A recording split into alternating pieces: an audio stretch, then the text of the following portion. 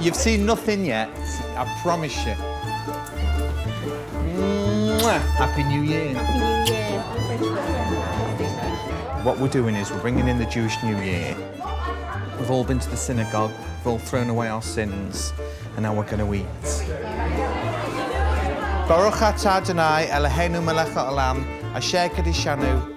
No, it's not. That's the wrong one. Should we start that one again? Where do you begin?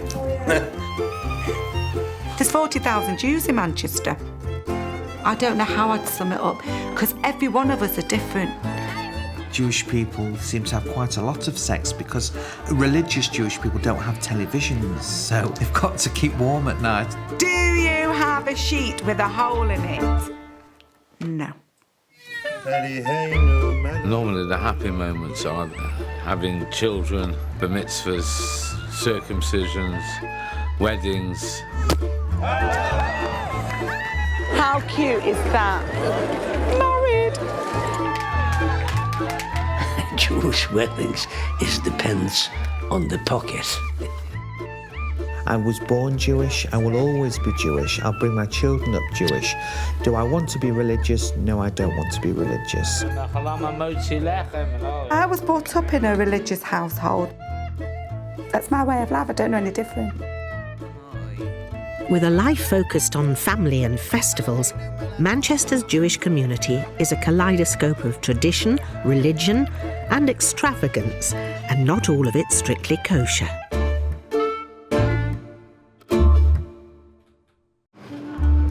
There are over 250,000 Jews in Britain. After London, the second largest community live in Manchester. With a population of 40,000, it's the fastest growing Jewish community in Europe. In this cosmopolitan community live Jewish people of all levels of faith. They differ vastly in devotion, but most share a common sense of pride in being Jewish. How do you feel about lace? You've probably done it first time round. Yes, yeah. 90% of the people we serve in the shop are on my level. Good Jewish girl, not. Not. And then you step up a few levels, you get the more religious. I class myself as a modern Orthodox mum. We all observe all the religion, everything. The house, food, cooking, clothes, the lot. And then you get the very religious and the fanaticals, if you can use that word. If that's what they want to do, live and let live. I'm quite happy with that. Do you want a drink? Okay, do you want another bagel? No. Do you want a bagel? The grandparents are mainly from Russia and Lithuania. Came from the little shtekels. I mean, my mum was from Ireland, and I love it because people go, oh, Irish Jew. How can you have someone that's Irish and Jewish? This is my lounge, and this is my gorgeous daughter and my son-in-law who got married in November 2008. They've got 2 little boys at the moment, and they live in Israel, in Hanof, and I don't get to see them that often. This is a picture of my 3 gorgeous kids, Saul, who's 21, Leanne, who you've seen, and Gabby, who's 16. Saul, 21, cute, gorgeous. It's a madhouse, that's what we're like here. Come on, have a pickled cucumber.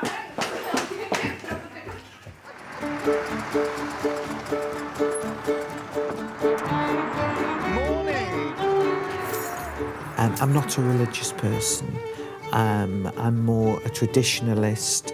I'm happy doing my little lot, which is probably not very much. Is the drawbridge up? Mon Ami's been here for over 20 years. I'm not giving away my age because I still feel 25. Now, this is for your fuller figure. Yeah. Not everyone will want cut off, but you've got to think summer. So that's a beauty. There's quite a lot of girls who come in here for bar mitzvahs, weddings, big occasions. It needs to just hitch that up. It needs to be a lot shorter. Yeah. A lot shorter. And to be honest with you, some people, money's no object. Hi, everybody. Sandra has a wardrobe bigger than this room. Have I ever seen you in the same thing twice? I don't think so. We have a very big Jewish clientele around here. So being Jewish, they actually trust me. How are you with red? You don't wear much red, do you? No, not good. I like a bit of Zaz, Penang. I like a bit of something different, and that's what I'm known for. This girl can give Imelda Marcos I have got a problem with shoes. Yes. In fact, it's so bad now. Don't look at these are like Miss Whiplash boots, I think. Gorgeous, it's gorgeous. Gorgeous little dress. Yeah. Lovely, isn't it? Yeah. Well, I think Jewish people are like every other community. They like to party, they like to dress to impress, and like to spend money on clothes, which the more they spend, the happier I become. No matter how religious you are, the family is at the heart of Jewish life. Bernette is marking the arrival of a baby boy with one of the best known of Jewish customs. It's called a bris. That's anaesthetic. That means it doesn't hurt the baby. Physical thing is a circumcision, which itself is quite a minor procedure, but spiritually and religiously and culturally, it's massive.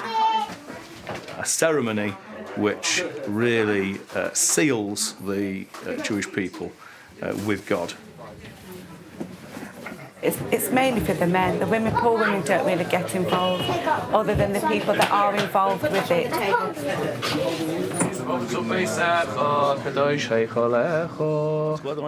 The actual thing is a joyous moment. I always like to stand at the front. I don't mind the sight of blood. Every Jewish boy has one. You can't get married. You're not classed as being Jewish. You can't be given a name unless you've had a bris. They cut the foreskin. Oh, I don't know. It makes me feel sick. But anyway, I've decided it's the only pain a man goes through in Jewish life. Even the most non-religious of Jews, who observe no other part of Judaism, almost always observe the bris. Little fella. 8 days old, a baby doesn't really feel anything. And if you ask me, do I remember mine? No, I don't remember mine.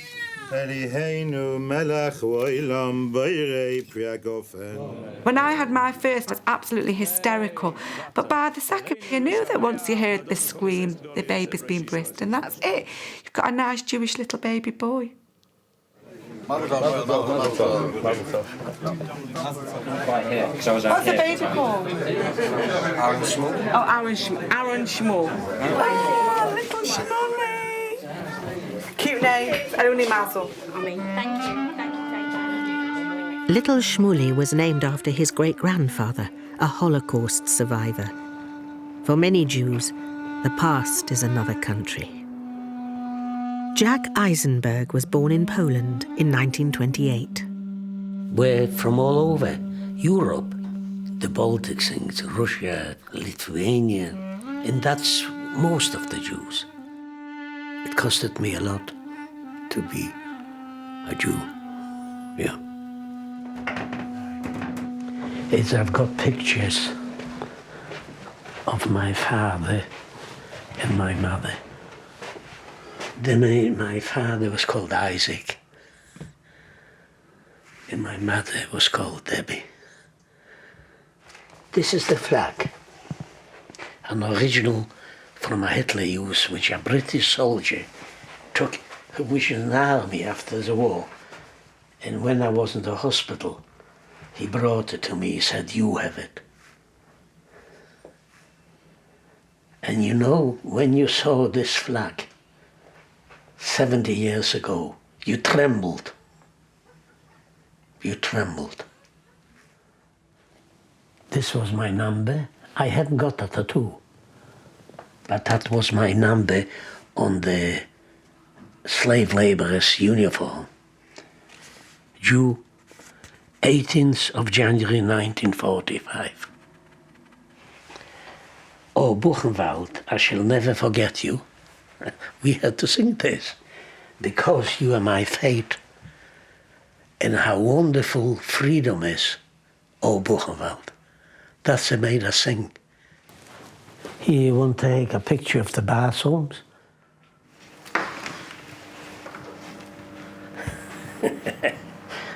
It's a little bit better than Buchenwald. Listen, my father wasn't rich, he had money. What happened? At the age of 50, they dragged him into a gas chamber. Yeah, with my mother and my brother. I went into hiding. Otherwise I wouldn't be here. If I went with them, next day I would have been gone. Yeah. But I must say, God was good to me. I have no argument with God.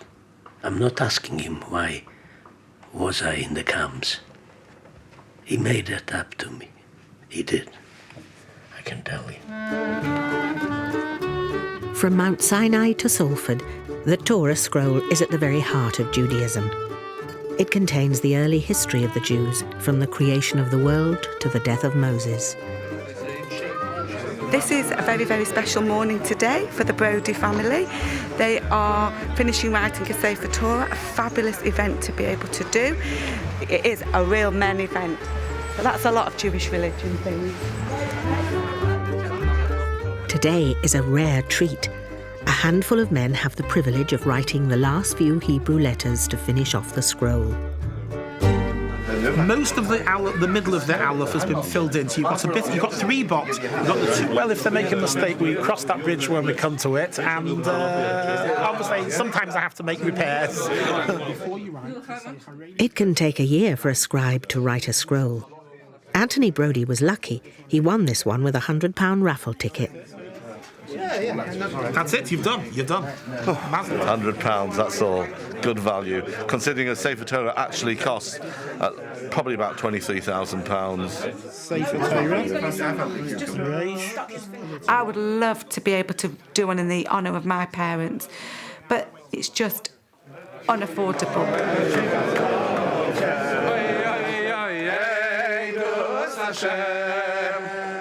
The Torah is used for readings during services on Sabbaths and religious festivals. This one will have a home in a newly built synagogue. One thing about being Jewish, which I do like, it's very communal, and I think that's very, very important.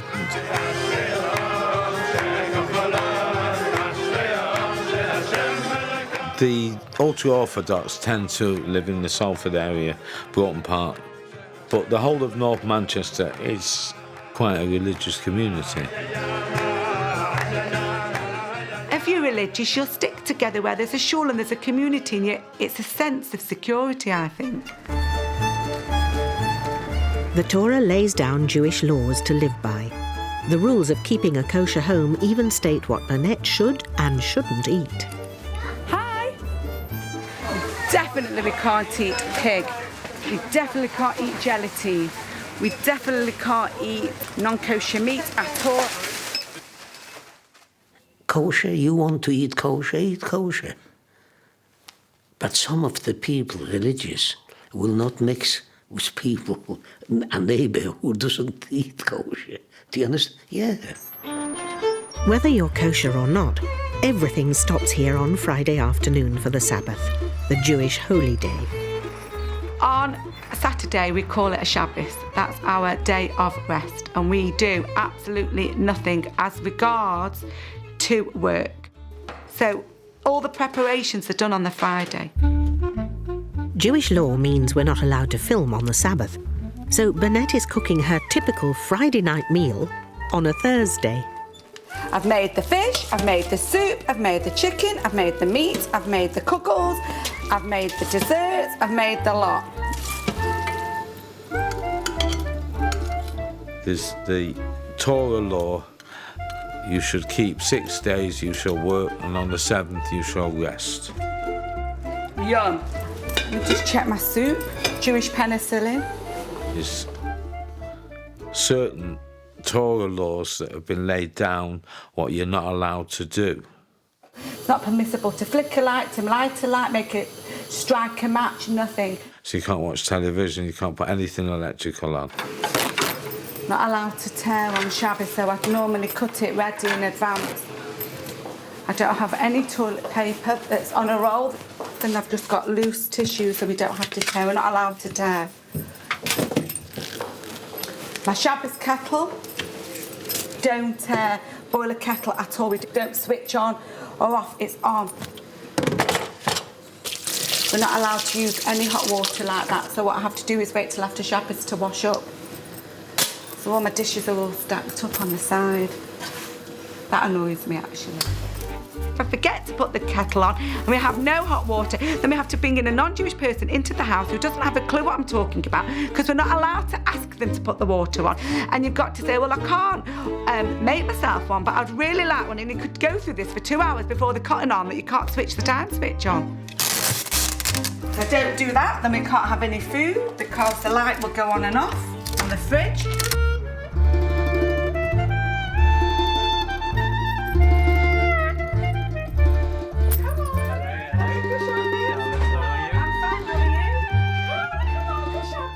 I work and then have to come home and have to do all my cleaning and cooking and Shabbos and baking and everything. Michael comes in. Oh, nice. Love it. The kids come in. I love it. You know, they've done nothing and I'm like ready to have a, heart attack here. Bless him. Most of our meals are around family, which is what a lot of people admire about Jewish people. We sit round the table. Are you sure you've had dinner? Definitely, very nice. Oh, okay. I mean, it's part of the Ten Commandments. Keep the Sabbath day and make it holy. So it's up there with killing and adultery. Well, the meal always tastes nicer. To the non-Jewish world, Jewish food is chicken soup and kneidels, or they go, ugh, yuck, chopped liver, ugh. People say, oh, it's the restrictions and this and that, but if you take it on board as part of your life, then you're supposed to enjoy it. And I think you do. Like that henpecked husband who said, are you a henpecked husband? And he says, I don't know, I'll have to ask my wife. Michael, do you want another glass of wine? No. Yeah, a little bit. I'm telling you, no. Yeah. I think you are.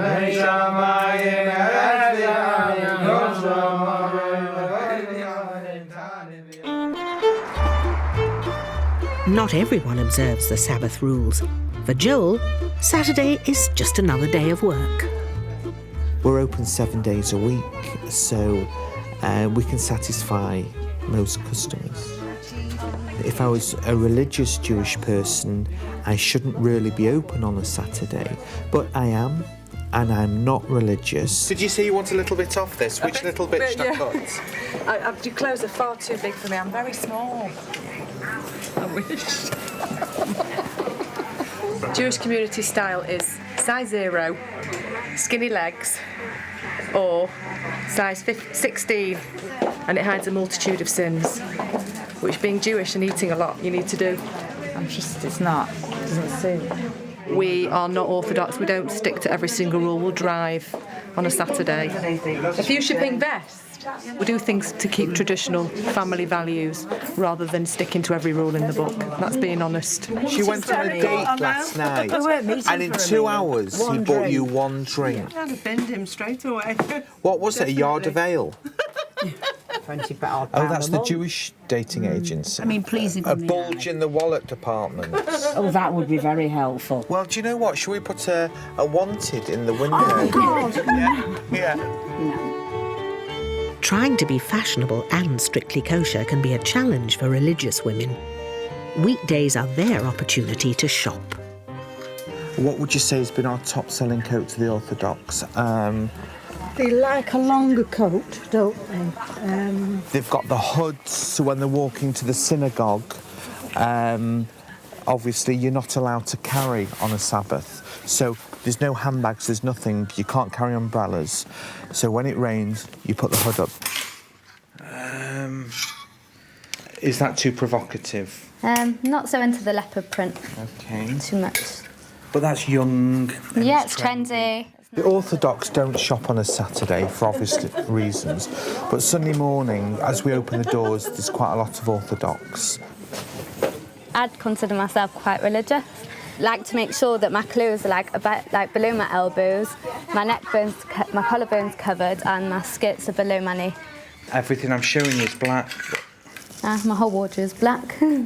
The Torah states you should make yourself look pretty for your husband and for yourself. You've got to feel good about yourself and have confidence. How Jewish women dress shows how religious or how frum they are. Bernette obeys all the rules except one. She doesn't wear a traditional wig or shaitel. It's not if, why, should or anything. It is a law that happens straight after the wedding. Yes, please. It could either be a hat, a beret, a wig, whatever. You are supposed to cover your hair. Yeah. Yeah, but does it come with the guarantee that we look like you at the end? Yeah. I have to look like you so we can be identical twins. It's yours. Is this like yours? I've never worn a wig. My mother never wore a wig. It's not right that I don't wear one. I know I should wear one.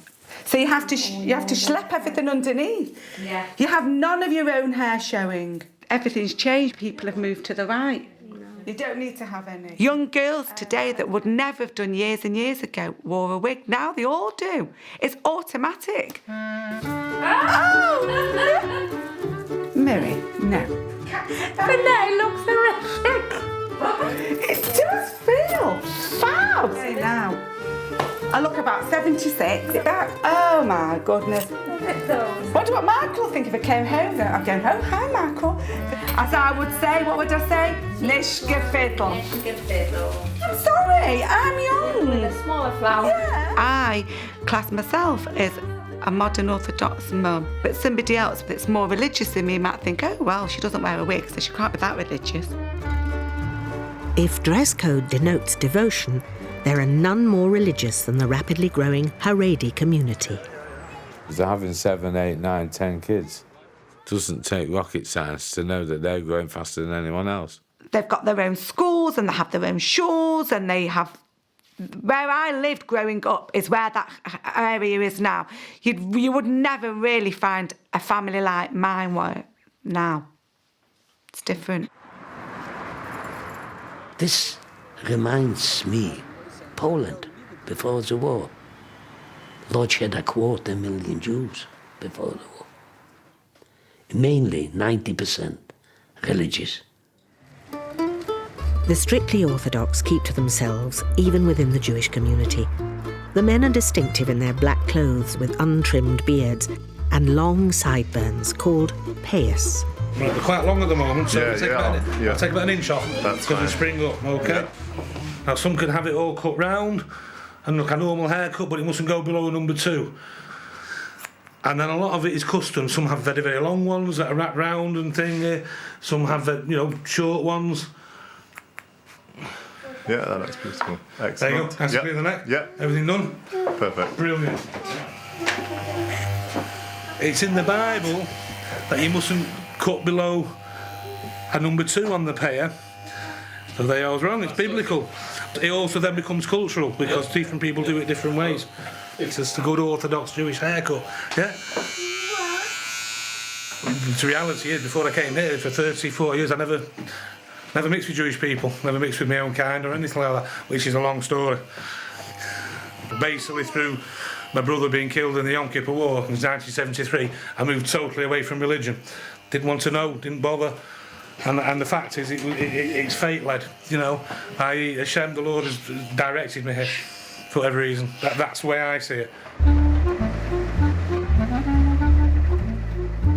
I came to England penniless 65 years ago. And we built up a good business. We really worked hard, I must say. Chapin stands for Jack, myself, P-I-N, Pinky, and D-A, David. This is all Holocaust survivors, all 3. This was one of the biggest factories in England of luggage. One of the biggest here. British made. I consider myself a very rich man for what I've achieved, especially my grandchildren. This is a big fortune. It is. I am not anti-religion, but I don't look at religion. I respect it. Look, you want to be religious, why not? As long as you don't interfere with me.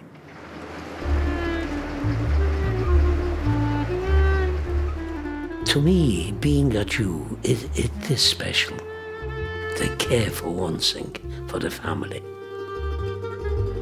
And I think this is a very special gift. In Bernette's Jewish world, young girls and boys live almost separate lives. But it's not long before plans are made for a nice kosher marriage. If you're religious, then you go through a shadchan, which is a matchmaker. Oh, I've been a shadchan and I've done it twice. But they have professional people, not me, who just thinks, well, they look good together, so let's get them together and 1, 2, 3, they're married. Thank you. Oh, Mazel tov, Hannah. This is Hannah and Jeremy's engagement party, and they only met last month. Oh, lovely. The matchmaker introduced the two together, and they met 4 weeks ago. 1, 2, 3. That's it. Mazel tov, as we say. Thank you. We've been seeing each other for 2 weeks when he proposed to me. Oh. Very religious families, it's very normal. Some people actually only meet for an hour or 2 days before they get engaged. Okay, fantastic. The rituals of Jewish marriage start here, with the breaking of a dinner plate symbolising the destruction of the temple in Jerusalem 2,500 years ago.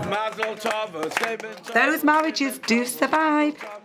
They don't get divorced. They've done all the homework before they've got married.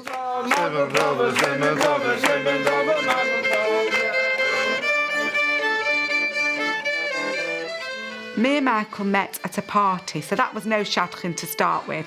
So we were then going out for probably about 7, 8 months. And then you give you a piece. Please, God, you're next. Now, we actually did hold hands, but we definitely didn't sleep together. We definitely didn't do anything like that. And please, God, babies. Oh, lots and lots of babies. Baruch Hashem. Joel isn't religious, but he still respects some Jewish traditions. His eldest daughter, Mia, has just turned 12, and she's getting ready for a very special party. It happens, once in a lifetime. My daughter's 12, so in the Jewish religion, a girl at 12 gets bat mitzvahed. We're not very religious, but it's a little bit of religious knowledge that they need to learn, gives them a backbone. It has to be done. Right. A bat mitzvah is a woman going into adult womanhood, really, and becoming independent. And Mia should be able to tell you a lot more about it. I didn't actually have one. How do you feel about making a speech? Really?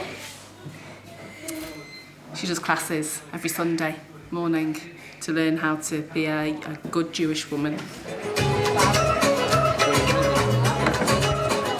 I enjoy organising parties. I'm quite a showman, really.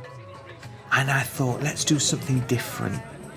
I thought, right, we're going to have a Bollywood evening.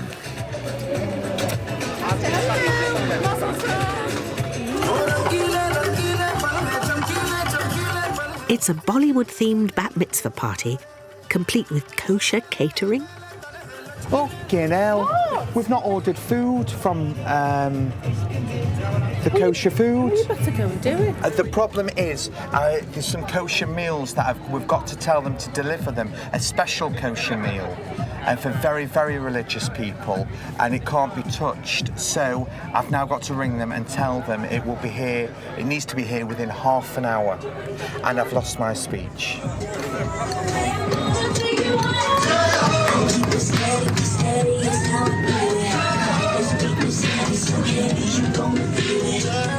Good evening, everyone, and welcome to Mia's bat mitzvah. You all look unbelievable tonight. Thank you all for going to so much trouble. I'm a nice Jewish girl celebrating my bat mitzvah, Bollywood style. That must be a first. For those of you who know my parents, my mum is normal, but my dad has never been. Just look at him.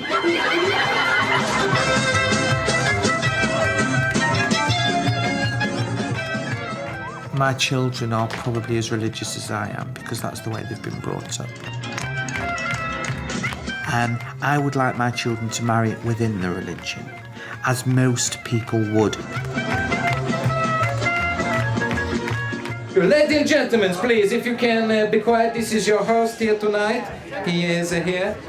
What is a bar mitzvah? Bar mitzvah is when the Jews run for a drink. Joel's speeches are notorious for being very rude, very risque. So people know not if they're easily offended that they should leave. Jewish people seem to laugh at themselves, and why not? Life's all about laughter. You don't laugh, you cry. A young girl comes of age when she's 12, but it won't be until the week before her wedding when she's introduced to the Jewish woman's best-kept secret. It's the mikveh, and most women should, if not all women, should come here once every month. From the day one of your period, you can't sleep together, you have separate beds, and you stay like that till you come to the mikveh. I should be undressed with a bath towel on me.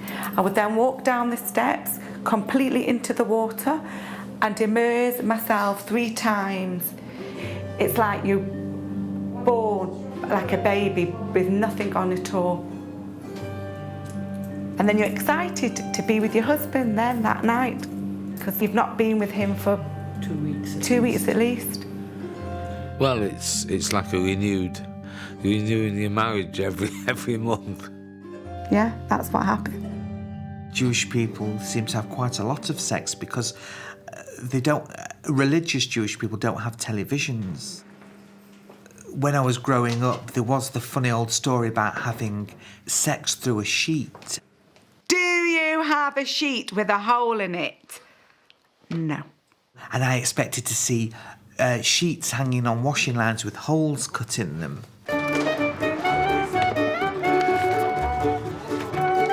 In Jewish life, one of the most joyous occasions is a wedding. Today, Sarah will marry Yossi in a strictly kosher ceremony. My friend's daughter, Sarah, she's getting married today, and we're all getting ready to go to the wedding. We're all getting dressed up, and it's going to be fab wedding. It's the custom for a Jewish bride and groom not to see each other for a week before the wedding. Chopper.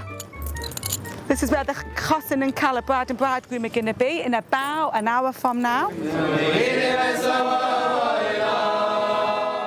Meanwhile, Yossi the groom is given moral support from friends and family as the seconds tick away.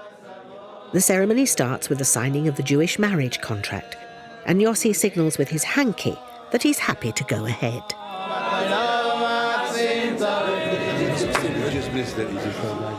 This wedding is a meeting of 2 great Jewish cultures. Yossi is an Ashkenazi Jew from Eastern Europe, while Sarah is a Sephardic Jew of Middle Eastern origin. This is a bride's daddy. Daddy, yeah. Be down. I'm very proud to be here today. They met at a wedding, and they fell in love, and he proposed.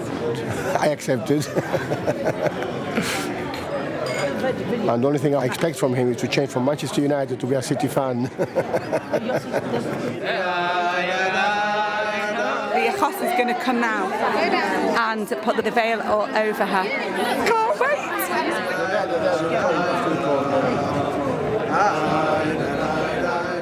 This tradition recalls the biblical story of Jacob, who married the wrong woman who hid her face behind a veil.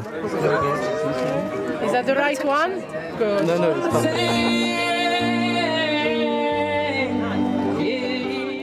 A traditional Jewish wedding is the pinnacle of family life. Even the most non-religious Jews want their children to remain in the faith and not marry out. This is the foundation of the continuity of Jewish life. שנת 5,771 לבריאת העולם למניין שנאמרים פה כאן מנצ'סטר, רבי יוסף ורבי אברהם. In Orthodox weddings, men and women guests will stay apart for the whole day. הרי את מקדשת לי וטבע זו קדש משה וישראל.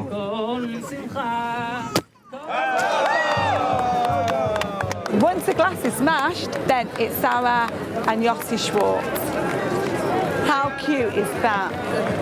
Married!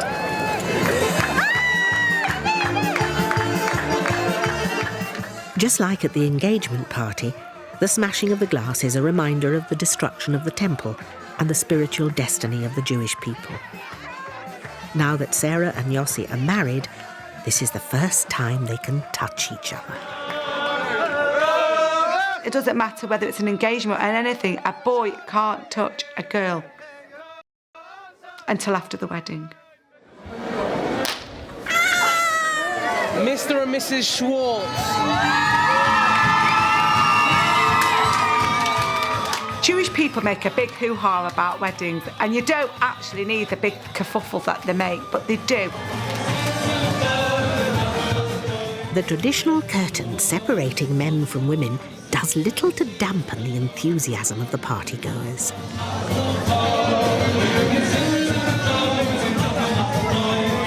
I've been to weddings where they've even had a separate entrance, so at the car park I've said bye-bye to Michael and he's gone in one entrance and I've gone in another and literally not seen him. There's been a brick wall up in the middle of the room.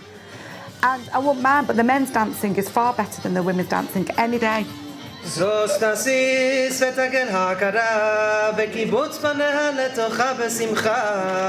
My wedding is 25 years ago. I'm ready for my silver wedding. I've had 3 children since then, and I've had my own daughter's wedding. I'm having a great time.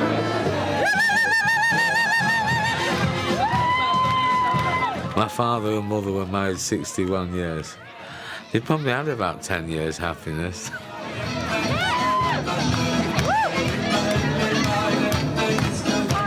In the old days, they lasted and lasted. They just didn't get divorced.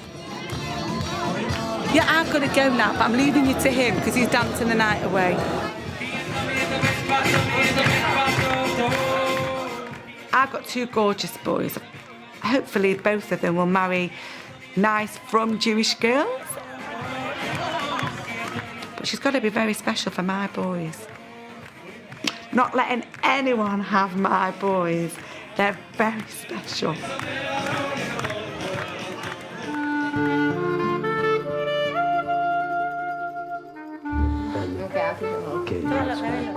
It's Friday night, and Jack arrives at his daughter Debbie's home for dinner.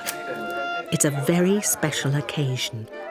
All the family have gathered for his 13-year-old grandson Benny's bar mitzvah, his Jewish coming of age. Amen.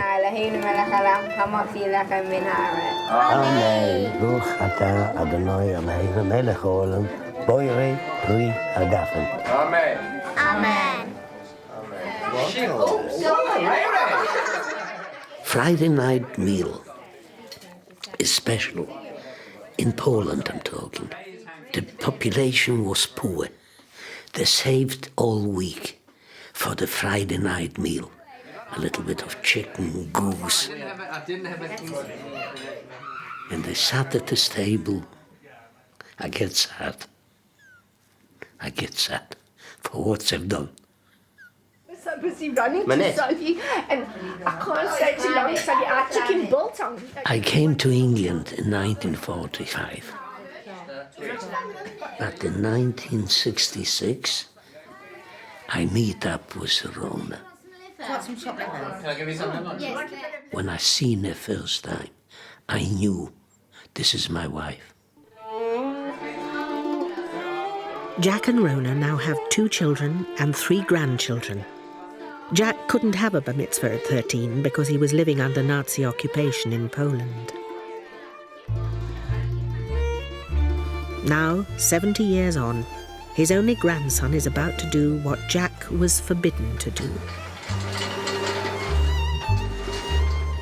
He said, I want a nice bar mitzvah for Jack to be proud of me in the synagogue, which I was.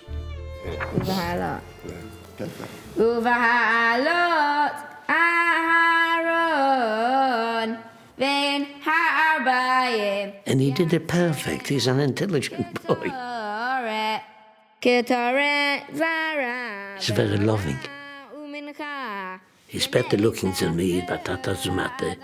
But if there wasn't the granddad, there wouldn't be Benny. Tremendous he is. I didn't have any doubt. Hitler should have been here and seen what's happening. I meant it in a form of revenge. Do you understand? The grandfather he wanted to kill, he almost achieved it, almost. Terrific. Benny's bar mitzvah wouldn't be complete without a no-expense-spared party to celebrate the occasion in style. Benny wanted a really nice bar mitzvah, so the family can afford it, he got it. Yes, exactly. Why not? Benny's bar mitzvah was fantastic, and it was fabulous seeing Jack there, and you could see a tear in his eye.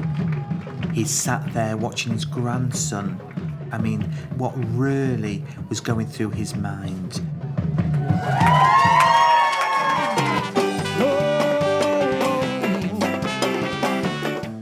My feeling about these grandchildren, I cannot describe it. I had a little Benny, I had a brother who was murdered at the age of 9, gassed. And I say to Benny, Benny, you know you're my brother. I mean it. He's the replacement for my brother.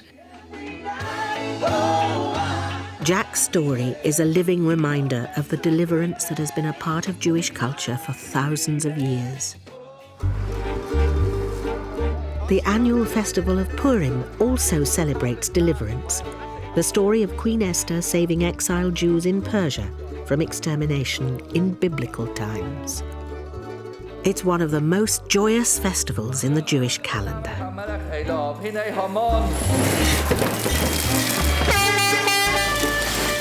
It's the custom to drown out the name of Haman the villain whenever it's read out in the service.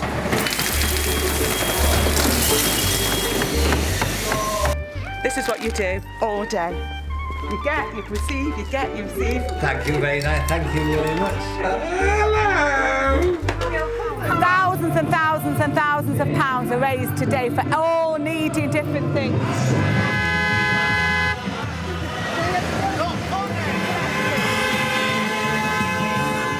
Purim is a fantastic festival. You know, you live in a community, you breathe in a community, you eat with a community, and they're not bothered if you're religious or you're not religious.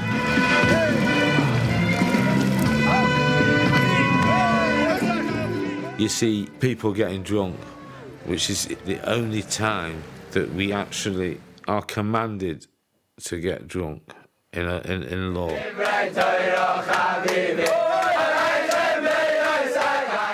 The community has come together as one family to celebrate deliverance.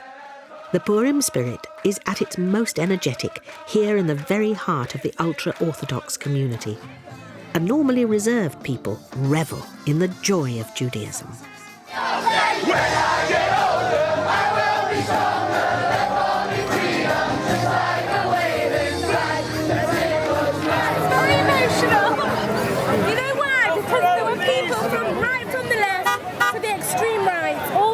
One place, and that's how it should be. It's amazing. The Manchester Jewish community has thrived for over 200 years. It embraces all levels of religious observance. Now, with a rising birth rate in the ultra-Orthodox community, there is a corresponding reassertion of Jewish identity. The modern generation has seen that they want either authentic Judaism or they want out.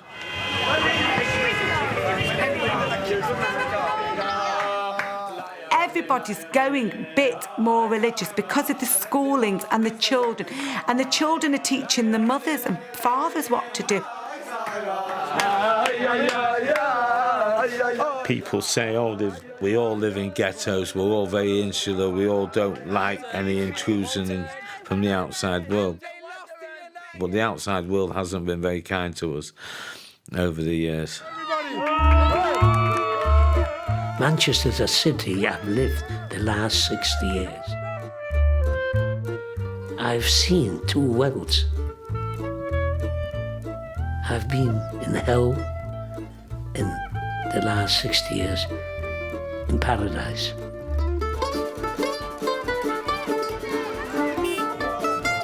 The Manchester Jewish community is my life. They are fabulous, fabulous community. We work together, we stick together, and it's your home, it's where you've been brought up. How many people are there? 30,000? There's 30,000 levels. Joel, those are big fish balls. People often comment on my balls. There's two things Jewish people love, eating and clothing. Lost for words. Fantastic. Yeah, I'm a good Jewish boy. My first job was on the bacon counter. Can you believe that, lunatics? Me.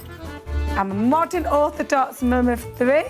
Got a busy house and I'm a busy person and I try and do good work and that's who I am. Rabbis don't get time off and it's a big problem. It's stressful, not easy, difficult, and you've got to deal with very sensitive issues. Food was created by God. Where does kosher come into it? That's what Israel's about. Everyone comes here. From Salford to Mount Sinai, Jewish life is centred around family, food and festivals. From birth to death, life's key stages are marked by ritual and devotion, and not all of it strictly kosher.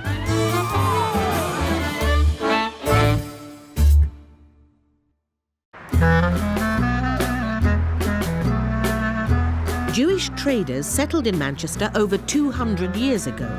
It's now the fastest growing community in Europe.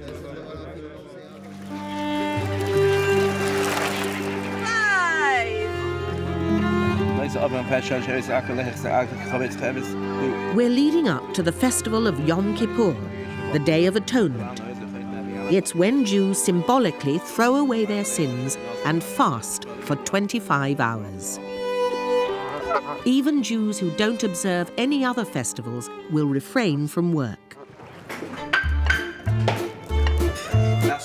Joel Lever is hosting his end of Yom Kippur party. Are we all hungry? Ian, have you been fasting today? Yes. Good, lovely. Today's the Day of Atonement, so we've fasted all day, we've been to the synagogue, now everyone's come to break the fast. And some of my Muslim friends, they fast for a month, and it's fantastic. We only have to do it for a day. So who's the lucky ones there? You have to repent for all your sins. We've got a lot. We've got a lot of sins. So what we're going to do shortly is we're going to go and find a lake somewhere and we're going to throw ourselves in it, cleanse our bodies of all the sins, and then jump out again. Yeah, and then we're done for another year. We can start again. The hardest part is the fasting, though, because we do like our food, don't we? 25 hours is a long time. Any room for a little one? I'm not a religious person. I know what I should do and what I shouldn't do, but I think at the end of the day, if you're a good person, you've got everything. I love strudel. I went to a Jewish school, but we were never religious. I had a bar mitzvah. I remember wearing a brown flared suit, big flared trousers, and they had to cover me platform shoes. I loved that suit. I took a little pouch with me with my sins, but there were neighbours passing me with wheelbarrows. It was unbelievable.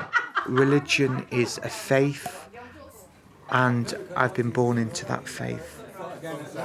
And yes, you're proud of your heritage, but we live in a modern era.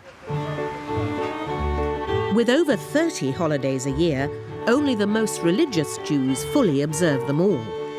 5 days after Yom Kippur is Sukkot, the Jewish Harvest Festival. Full observance demands buying a bundle of leaves and a rare citrus fruit known in Hebrew as an esrog. To be Jewish is part of your life, not part-time, it's full-time. It's living by a set of rules which have been laid down. That's what you aim for if you want to be fully Jewish. But all of them are different prices depending on the quality of the esrog, without blemishes, and that's a nice one. But these have all got pitums, which is that, and that's quite delicate. If that's knocked off, that invalidates it completely. You might as well not have one. You might as well have a lemon. There's no price limit on devotion. The very best esrog can cost hundreds of pounds apiece. It's £220. Show me the cheapest lulav and esrog you've got, because I'm a cheapskate. You can have this is the basic one. I'll do a half price. Which is? £30. Is that the cheapest you do? I don't do less. Right, go on. Just this time, I'll splash out. Would I pay £500 for a soft fruit? I'd rather a leather jacket. The esrog is one of 4 plant species required for sukkahs. The others are willow, myrtle, and a palm leaf called a lulav. There's the one here. It's closed, but it's got the leaves goes like this. If you wanted something which is top of the range, the Rolls Royce of a lulav, you could be talking £100. Because as we said, it's not cheap to be Jewish. It always comes with a price tag.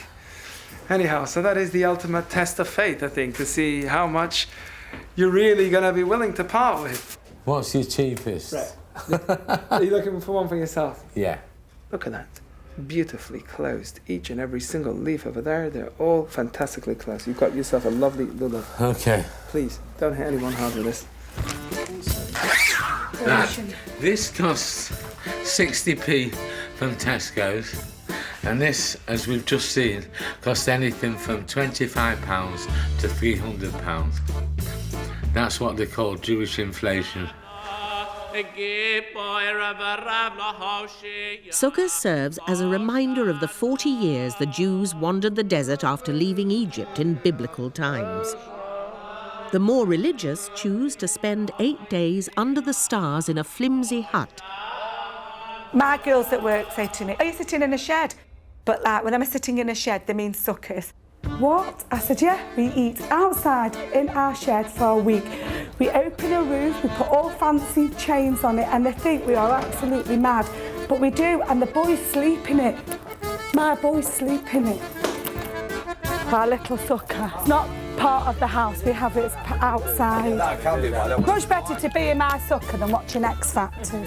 I mean, my sukkah isn't very big, so it can only have about 8 or 10 people in it. But we drink and we joke and we laugh and we sing. I'm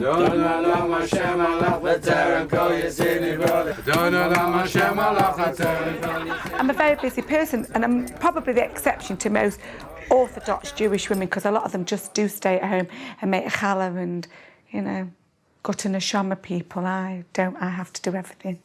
It's not men only. Everything's men only. This isn't men only. If it wasn't for the women, who would make the holiday? Well, that's what we do. We'd All starve. we do is cook. We'd starve without the women. The Manchester Jewish community prays hard and plays hard. Jewish unity is also one of the themes of Sukkot, drawing together Jews with different levels of knowledge and observance. It's just about giving the kids a good time. That's all it is. Look, I've got nothing against customs and traditions which doesn't interfere with the next person. I know I'm not observant, but I don't feel guilty. Retired businessman Jack Eisenberg lost his faith after surviving the Holocaust. Now he spends much of his time telling school children about his experiences. You see, Auschwitz had a selection system. They selected people to work and the rest to the gas chambers. Jack was 19 years old when he came to Manchester in 1945. just one of 300 Jewish orphans who survived the horrors of the Holocaust. They're a dwindling band of brothers, and every week Jack meets up with fellow survivor Sam Laskia. If I have rice, I don't want chapati, do I? You know what I like, don't you? Food was created by God. Where does kosher come into it? Well, I know from experience, the worst thing in life, the biggest pain is being hungry. The biggest? Pain. Yeah, it's hungry, yeah. Oh. Let me tell How you. can anyone explain what hunger is? You can't explain it. No. You got to feel it. Yeah. If you're hungry, you submit to anything. Anything. You do anything for a piece of bread. We came over together in 1945. We were about 30 of us in Manchester, and we always kept together. But unfortunately, there's not many of us left. I am a survivor. I don't mind being called a survivor. I was tattooed. Yeah, I've got a tattoo on my arm. The trauma that has not gone away, it'll never go away. I think I'll live with it for the rest of my life. Still haunted by the experience, Jack wants to return to Poland to find out why he was the only survivor in his family. L'chaim. That's where we differ. I don't want to go to Poland. I've been once. I saw where I lived. We went to Treblinka. I was in Auschwitz. And this is it. That's for me, it's enough. But to me, to go to Stashov, I could live there. Because that's where I was born. That's where my parents were. And I sometimes experience, honestly, I must tell you, I'm in the gas chamber with them, and I don't mind. You don't mind? No, because I embrace them. They are struggling for breath, I'm struggling for breath. Yeah. Finish. We all gone together. Well, Because I'm here, there you are. because of my father, who said, Jack, maybe we should split and you should go into hiding. And that's why I'm here. That's how you survive. The fact that we are still sane and we're still here is a miracle in itself. Yeah. For many Jews in Manchester, there's one place they truly feel at home: Israel. Bernette's daughter Leanne has lived there since she got married. Now she's got news for her mum. We're going to Israel to see the new baby, please God, and we're going to see Simon, Leanne, and 2 gorgeous little boys, and we're on our way. Give me I'm not on camera, I'm not give videoing. me a kiss. Oh, for God's sake. Probably the one and only in 25 years. Bye-bye. Bye. Have you gone now? My daughter's lived there for 3 years, and I've been to see her on loads of occasions with the little boys. And her way of life is not like it is here for me, but that's what she's chosen. That's their life. I hope they come back though. I don't care how they're happy, I want them home. This little car gets to Israel, this will be a laugh, won't it? I'm going to be going down with it. I think most Jewish people have Jerusalem at the heart of their lives. It's the heart of our prayers, and I don't think we should be embarrassed because of it.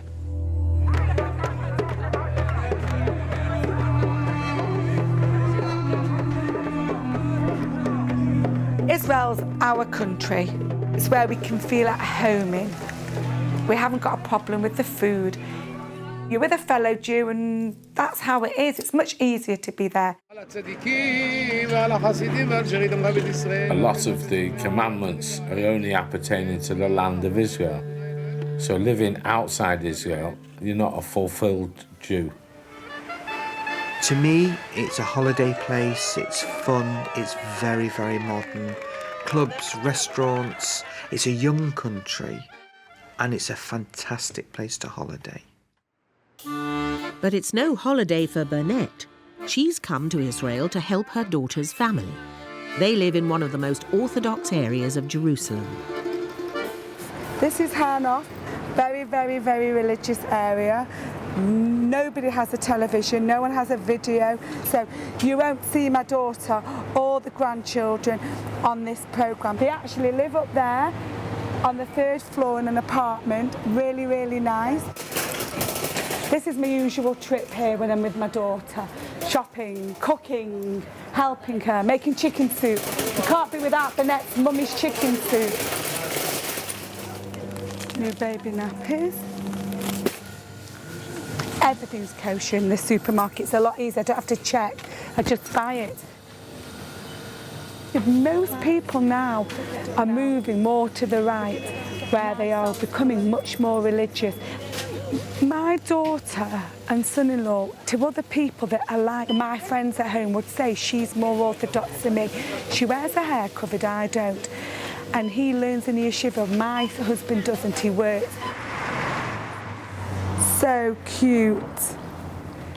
They have about 1,000 babies, bless them, are born a month here, which is a lot of babies. So every other shop is a baby wear shop. That's how it is. What a kerfuffle. In England, at least I'd have a car to get about in, but this is an absolute joke. We've got 3, she's on the 3rd floor, we've got 3 flights of stairs to get to. Back in Manchester, Joel Lever is getting into shape for a hard day on the front line of fashion. Be careful what's underneath, it's very, very frightening. Oh, Saturday morning, come in here, transform myself, ready for the day. Go on, you can do it vigorously, pretend I'm in a washing machine. I'm not thinning out, am I? No. Are you sure? You tell me. Well, I'm a self-made man. I was 15 and I went to work for a department store in Manchester, and they started me on the bacon counter. Nice Jewish boy works in a bacon counter. So I think I was drawn to fashion. I buy, I sell, I design. If I can earn money, I'll do it. To coin a Jewish phrase, I'm in the schmatter game. You beat me to it. You beat me. There's always a wedding, there's always a bar mitzvah, there's always a bat mitzvah, there's always something. Jewish people love clothes. This is a mezuzah. It's a good luck charm, and every Jewish household has one, and you put them on the side of the door and it's got a scroll inside. I have one on every door in the house. Most Jewish people do. Based in the heart of North Manchester, Mon Ami has been catering for fashionable and frum ladies for 25 years. You've had quite a few religious ladies in this week, but one thing religious women don't wear, they don't wear red, because red draws your attention to a woman. Yeah, no, you can have red hair, you can have a red shaitel. In fact, to take this, let me take this off. That is stunning. You can put a black top under that with sleeves and then it becomes kosher. Yeah. I think a lot of Jewish people are in the rag trade because it comes naturally to them. And if you've got a little bit of a flair about you, you're good at it. Do you know my favourite tune? What's that? The Singing of the Till.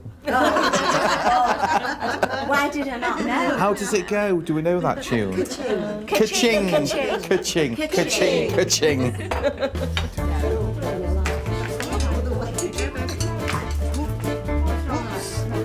Bloody hell, she's heavy. She must have ate well. We cater for everyone. Isn't that fab?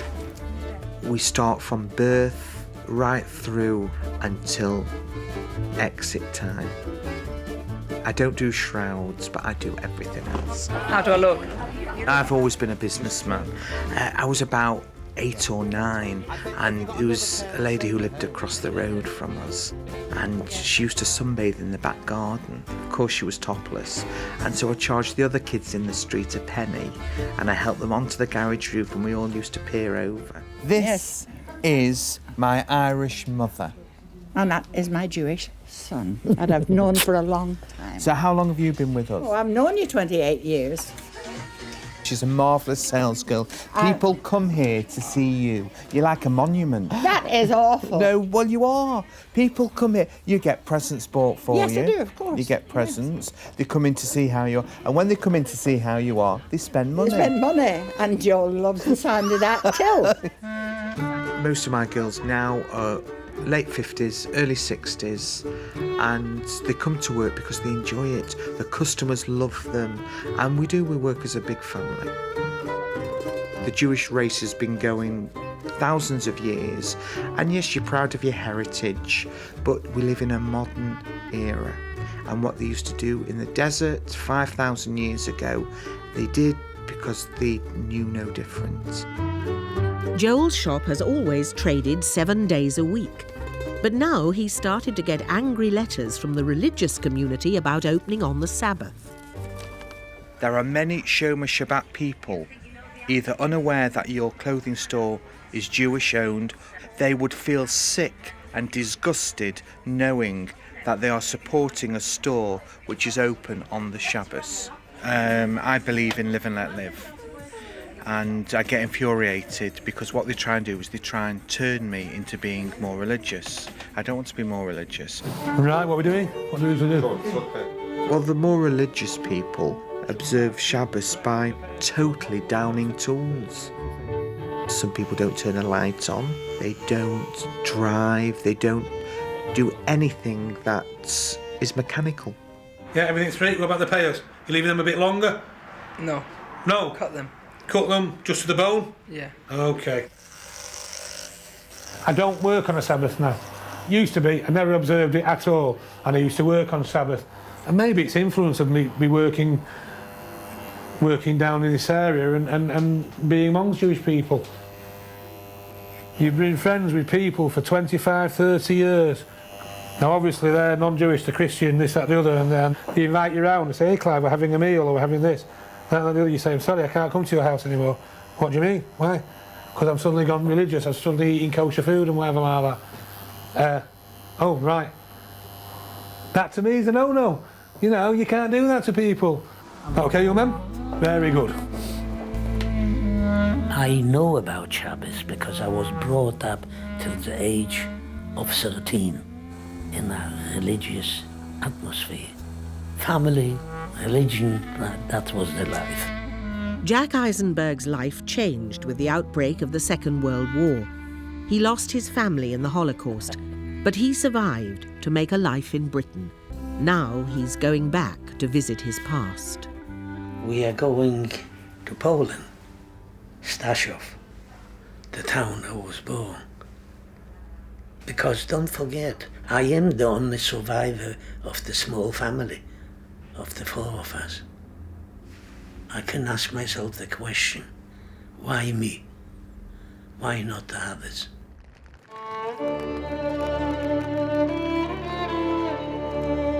Jack was born in 1926, one of 3.5 million Jews living in Poland. At the time, it was the largest Jewish community in Europe. Staszów will always be in my heart. That's where I live with my parents and my little brother, Schmelke. We lived here. This was my grandfather's shop. He lived upstairs, and downstairs he had like a food shop. In 1942, Staszów was a town of 12,000 people, half of whom were Jews trapped in a ghetto. This used to be the synagogue, and this square was 99% Orthodox Jews. A wy nie pamiętacie familię Eisenberg? Ja, bo przecież tu wszystko to było, to przecież tutaj to wszystko było. Tu na rynku. After 3 years of occupation, the Nazis ordered the evacuation of the ghetto, a day known as Black Sunday. That's where the bridge was. The day before, Jack's father Isaac took his family to the river and gave him a choice that would save his life. My father said to me, look, you're the oldest son. You don't have to say yes. It is up to you what you want. I suggest you don't come with us. Why? Because in case something goes wrong. That evening I went into the hiding, into the attic. That's it. That was the last time.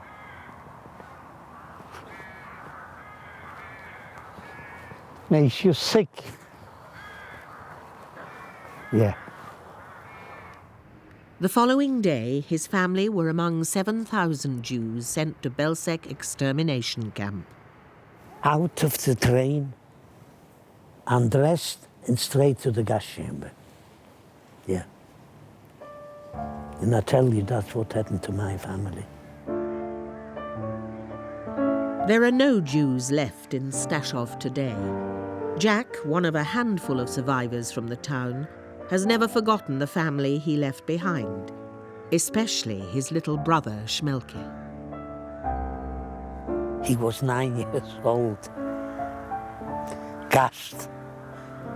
What kind of a world is that? What has he done wrong? Yes, he has. He was a Jew. That's what his guilt. He was a Jew. In Jerusalem, there's nothing quite like a Jewish wedding, whether you're invited or not. You just go with the flow here in Jerusalem. Everyone just turns up at weddings and they just go. Once you dress the party, it's fine. Picture this wedding where it's the nearest and dearest, me, from Manchester. I hadn't even been invited. The next thing, push me in, dance with the bride. I just thought, Bernette, what are you doing?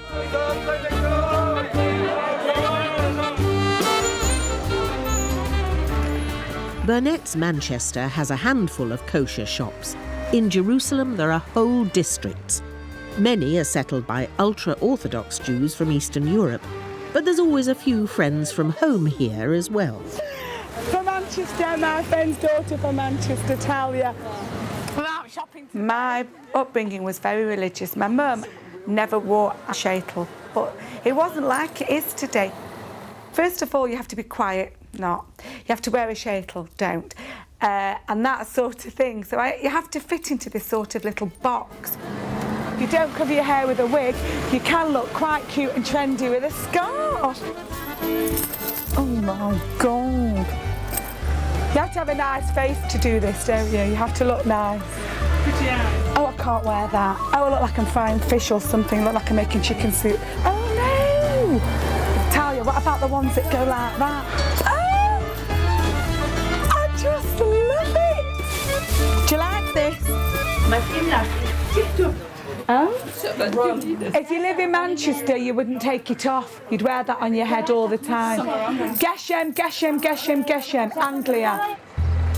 The more religious areas of Jerusalem have strict rules of modesty, dictating not only dress codes, but also the segregation of men and women. I have been on a road where there's been women on one side and men on the other side. In fact, somebody said to me, if I saw my middle boy in the street when he was in yeshiva, do not hug him, do not go near him. But that's what they're like. You have to really respect them.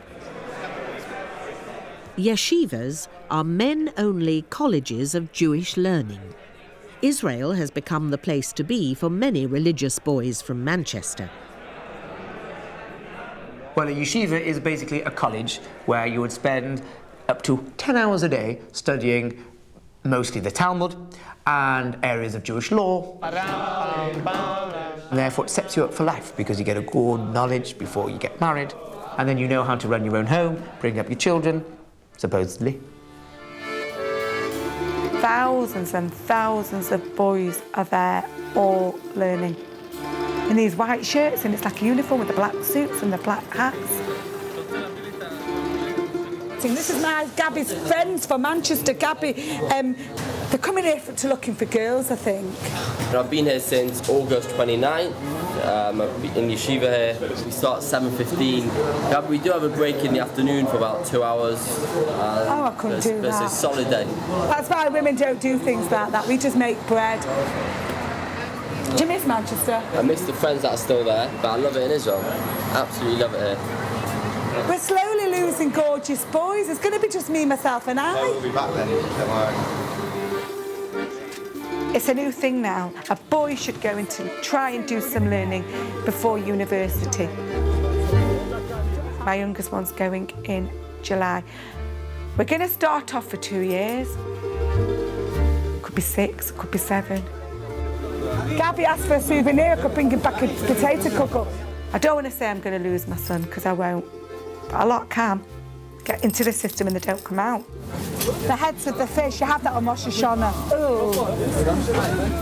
parents will see them once or twice a year, and they'll be married. Shidduch, done, finished.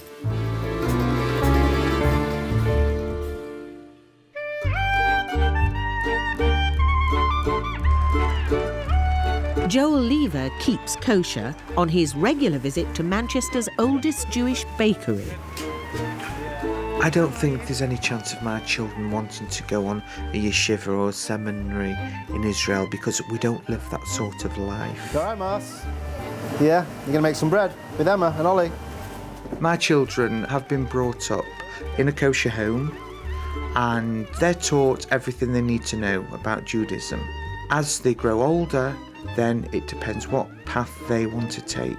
They might want to go religious and they might want to not be religious. Okay, get your 3 strands. You do a plait like that, yeah? Rubbish. Challah bread defines a Jewish religion.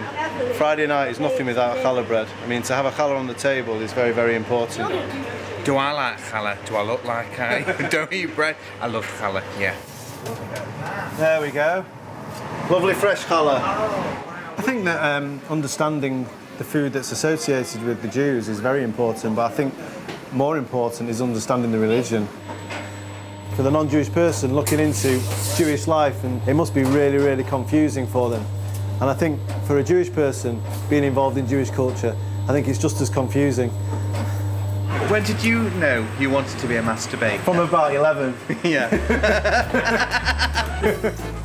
Right, all to the car.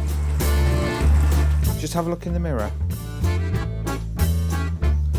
She likes what she likes, but at night she gets all her clothes out, don't you? And you lie them all out ready for the next day. She's going to take over Daddy's business, aren't you? Turn round. A lot of Jewish people are in the rag trade because it's inherited, because the parents were in it. So when a lot of the immigrants came to England, they were in the rag trade. I don't really want my kids to follow in my footsteps. I think it'd be a lot easier for them if they had a profession. Yeah, stunning. Well, do you fancy her in it? I fancy her in a bin bag. You don't mind me putting my hand up your skirt? Joel is still getting complaints from the Orthodox community for opening on the Sabbath. He's decided to respond with a letter of his own. I get these poison pen letters, I get nastiness, and I don't like it, and I've had enough of it. And that is the letter that I've written to the paper. Not nasty, not horrible. It just covers how I feel. Keeping kosher is a lifetime commitment. Newlands is a Jewish care home, and their kosher credentials are in the hands of part-time Rabbi Zevi Saunders. My dad is a rabbi. I watched him and followed him around, and people were saying they thought I had the skills, and then I got a job as a junior minister, and I just thought, okay, well, I might as well become a rabbi. Hello, ladies. You all right? Afternoon, Sybil. Hello, Betty. Some rabbis have to do a lot of pastoral work, go visiting people. Some rabbis have to lead the services. Some rabbis don't. Keeping the kitchen kosher means checking eggs for blood, vegetables for insects, and even lighting the gas. Yes. Because it is age-old Jewish tradition that Jewish people should cook for Jewish people. Jews do not eat bugs in their fruits or vegetables, so as lettuce is, well, sometimes riddled with little bugs, I'm first of all soaking them in salt water, and then I will inspect it by the sunlight, if there is any left. Maybe that's why Jews love eating more than drinking, because drinking is easy, you just take out a bottle and drink. Whereas here, we have to show love and affection to our food. So far, they're quite clean. First of all, check for dirt at the tops. Oh, that appears to be a small little creature of some sort. Not anything exciting, we've never found a snake or anything. Rabbi's job is to be nosy. Stick his nose in, whether it's called for or not, to see how things are really going. So I like to say, as a rabbi, you've got to be a Jacob's ladder kind of a guy. Yes, your head can be in the clouds, but you've got to have your feet firmly on the ground. You live in this world, got to know what's going on. Job done. For thousands of years, the Word of God has been written down in Torah scrolls and parchments. Even today in Manchester, the work of a scribe is far from obsolete. The head of the academy in which I was studying gave me an option of the three categories: the scribe, the Jewish slaughterer, and the circumciser. And of course, I don't really like the sight of blood. But on the other hand, writing, yes, that sounds very interesting. And yes, I would like to follow that, please. And obviously the rest is history. The whole thing is labour from beginning to end. It makes notes of no consequence because even one letter can invalidate the whole rigmarole. Of course, if it was to become invalid and that person was to wear these tefillin for the next 30, 40, 50 years, then the sin by not having kosher tefillin would not be his fault whatsoever. It would all be my fault. So, as I say, that is a burden which is very, very heavy to carry. We met in my sister's house, and then we knew it was right, and we got engaged after 2 meetings, 2 days. And we have been married for 34 years, b'li'ayin hara. And it couldn't be better.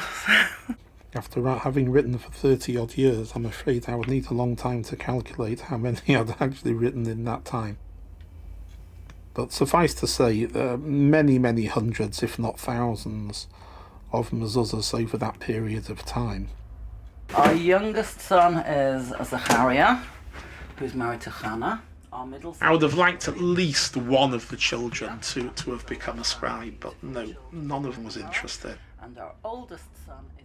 The consensus amongst them was that it's too solitary, and they're social creatures, and they felt that it just wasn't for them.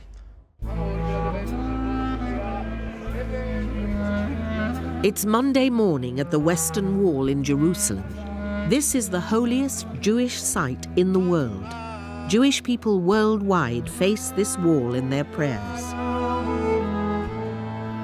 I'm going to go down the right-hand side because it's a ladies' section. We can't be with the men. I've got to put my note in, got to give my tzedakah, say a few of my davening, my prayers, and then I feel better because that's what Israel's about. Everyone comes here.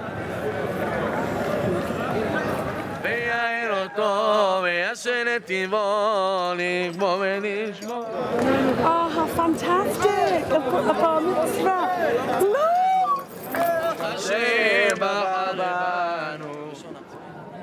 I'm putting my little note into the wall because that's what I want to do, and it's bright yellow, so maybe it'll be answered all my prayers. I think Jewish people have been hated over the years. I can't answer the question why. My boys have occasionally been out in the city centre and had a skull cap flicked off the head. But we just think it's ignorance. We think there's not enough knowledge of what it is. I've had a swastika drawn in the ice on my car. I've had Jew written on the side of my car, which I thought, oh, yes, I am a Jew. Quite correct. How did they know? In the Jewish prayers, there is mention, we the chosen people. I want to be not chosen. I wish I was in my passport, nationality, human race.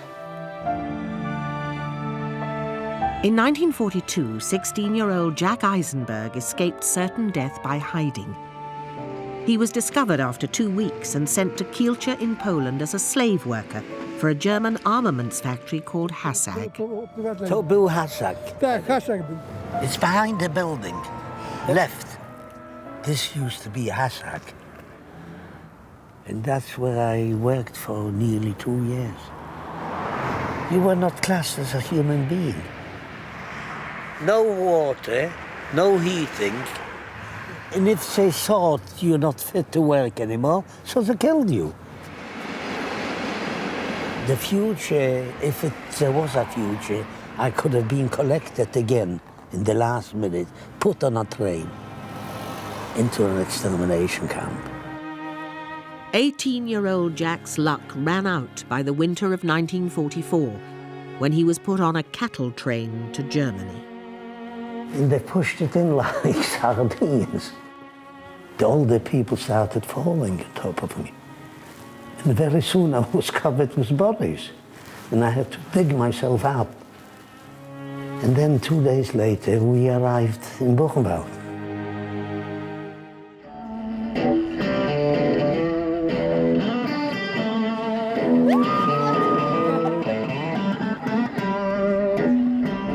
It's Bernette's last night in Israel, and she's come to say goodbye to all her friends. Most are from Manchester, and they've all exercised their right in Israel's law of return to settle here. Would you like some soup? Most of these people here tonight are attached to Manchester. Manchester, Manchester, Manchester, Manchester, husband Manchester. I miss Marks and Spencer.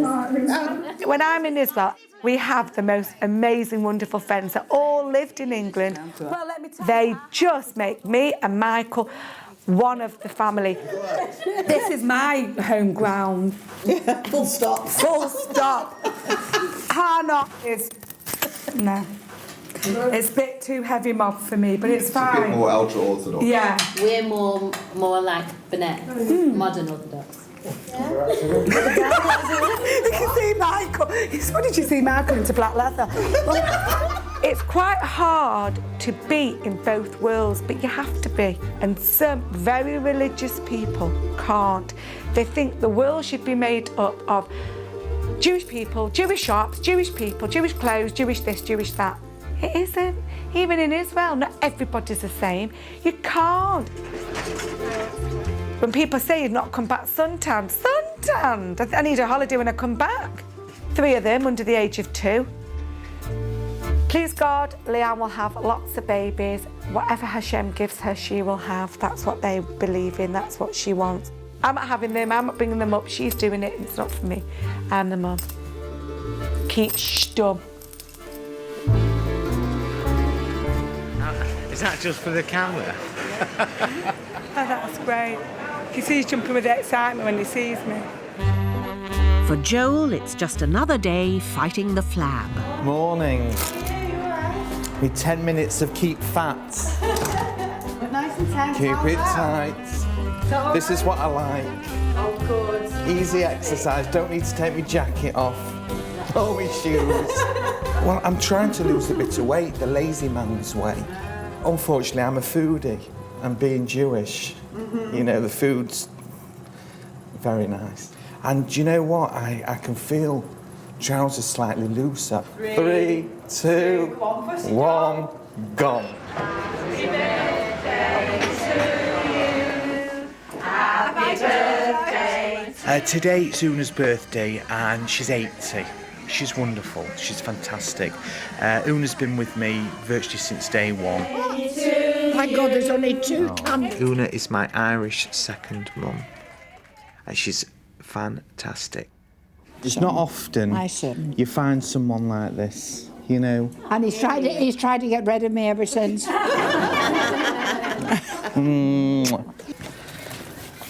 Me letter's in. Oh, right. Me letter's in. And it's titled, Customer Said Rabbi Had Told Her to Avoid My Shop. That's terrible. Yeah, it's terrible. But, you know, again, it's rules for one and rules for another. It's not getting more religious. I just think there's more religious people about because the community is growing. Alongside a growing Jewish community is a boom in betrothals. This is a wedding invitation that's happening tomorrow. Right, that's the next invitation. That's happening in 4 weeks, a wedding invitation. That's another wedding invitation that's happening in 2 weeks. This is an engagement invitation that's happening next week. So all the things that we're getting invited to, that's all we do. Tonight, Bernette is going to Rabbi Zevi Saunders' engagement party. It's a romantic story. His fiancée, Erica Corman, is American. 3, 2. And in order to seal it all, we do it in an old traditional way by kinyan suda. I'm giving you something which is a piece of a garment into Jewish law. First one to marry her, b'shor tova mitzlachas, be a good husband to her, care for her, cherish her.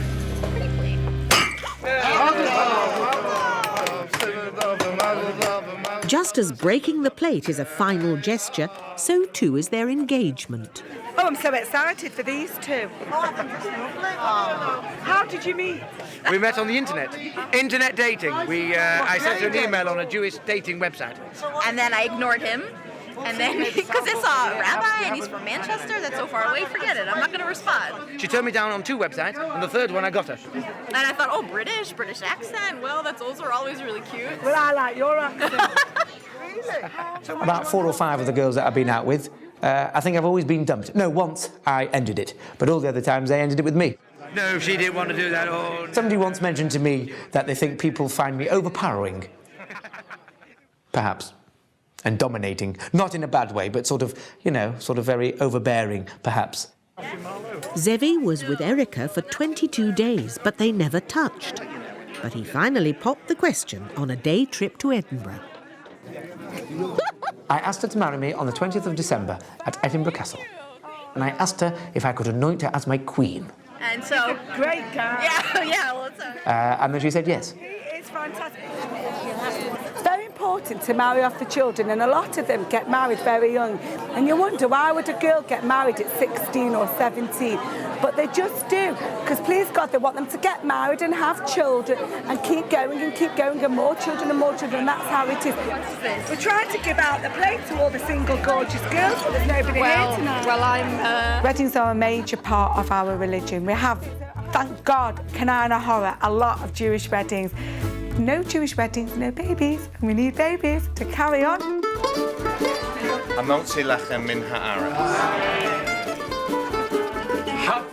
Do you know the Manchester Jewish community? On the whole, it's a fun community. I want to just welcome you all here to my little Hanukkah party. We're very busy on festivals, very, very busy time. We've got loads of them. Do you know, if I shut my eyes, I could be in Blackpool. I'm good girl with bad habit. That was made for you. We met on the internet. And then I ignored him. We love Jewish weddings. Weddings are a major part of our religion. I wasn't given any formal sexual education. Suppose they want me to learn on the job. No Jewish weddings, no babies. We need babies to carry on. With a boom in babies and bar mitzvahs, Manchester's Jewish community is a rich mixture of devotion, ritual and indulgence. Not all of it strictly kosher.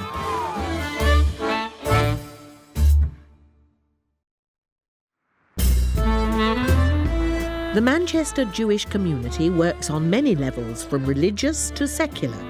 Some of the more orthodox live and work solely inside the community, while others make a living outside and straddle 2 worlds. Can you believe that lunatic's me? This is where I work every single day. I don't sit at home making kuchen and strudels and challah. I come out of my house every morning. It's 6:45 to come to work. I'm the events organiser for ENT. I am the fundraiser for ENT. I am the patients waiting list coordinator for ENT. I run ENT and I still do my job. Manisha, I think I might need my blood pressure checking today. Oh, in a minute, Bernette. It's me, my love, it's me. I think the notes are in your room in a pile. Very, very orthodox women. They have a lot of children, they can't work. The women are there to look after the home and be subservient to their husbands. Well, I'm not subservient to mine. Can I? Oh, my God. Because I am the Jewish member here, and I'm organising your Christmas tree, your Christmas night out, your Christmas lunch, and I don't even celebrate the thing. I'm not bothered if I get into trouble or I'm not. I want to know about their Christmas and what they do. They want to know about mine. We need, you know what we need on the top? Magen David. What's that? A Jewish Star of David. Well, you've got one. Just look, it looks as if it's a bit for chic at this tree. Do you know what that means? Drunk. Oh. My mum came from Dublin and my dad was born and bred in Manchester. My upbringing was very religious. My father was very, very frum. My mum was as well, but it wasn't like it is today. Being Jewish is that's what I am. That's how I am. That's how we all are. Whether you work in the community or outside, it's the family and the home that's at the heart of Jewish life. Just as the year is punctuated with holy days, fasts and feasts, family life also has celebrations and rituals to mark both the happy and the sad times. Bernette's husband, Michael, is mourning the loss of his mother. Receive, we beseech you, in your great loving kindness, the soul of Oisha Braina Bas Reb Uri, Brenda Clark. 1 minute in the morning, my mother-in-law was not well. She was quite poor in the morning. You can't believe it. Within 4 hours, she's dead, buried, finished, done. We tend to bury them quite quickly, within 24 hours, and then we have a 7-day mourning period where we sit in a house and people come and visit and there's prayers said. This mourning period is called sitting shiva, the Hebrew word for 7. Food is brought in, people are in and out, bringing in their condolences. And they're not allowed to make a cup of tea, make a drink, get nothing. We are here to serve them, that's how it works. Yeah, that's a nice one of my mum and dad. She was a fighter, and so was my father in a way, because he survived the Holocaust and he was here, came to England absolutely penniless. She was always busy with her children, then her grandchildren, and in the wider community. In the house, you can't have any mirrors. They have to be all covered. They're not allowed to look at themselves through the week. They're not allowed to change their clothes. They're not allowed to wear anything new. We cut the garments, that's number one, and we don't shave for the first period of mourning, which is the first month. We can't shave, can't do anything. You've got to look at me now. I can do a lot. No, You're not allowed that. As we say, only on simchas. Yeah, only on happy occasions. Only on happy occasions. Yeah. Not terrible. We're lucky. We've got this week of mourning where we can sit and they talk about the dead. I'm talking maybe 200 people. All came. To be Jewish is part of your life. It's not part-time, it's full-time. You're Jewish 24/7, as they say. It's the last morning of prayers, and because it's the last morning of prayers and Shiva is up, you make a l'chaim, which is to say, I wish you long life to everyone. At the end of the Shiva, they instructed to get up by the rabbi, and now that was the time of mourning, and now it's time to move on to the next stage in life. It's finished. I'm up. I can carry on work, but there's certain restrictions. Mourning for Michael will last for a full year. In that time, he can't listen to music and enjoy himself, even on Jewish holidays. Happy Hanukkah! Hanukkah is an 8-day festival in December, also known as the Festival of Lights. It commemorates the rededication of the Holy Temple in Jerusalem and the miracle of a day's temple oil that burned for 8 days. Baruch atah Adonai Eloheinu melech haolam.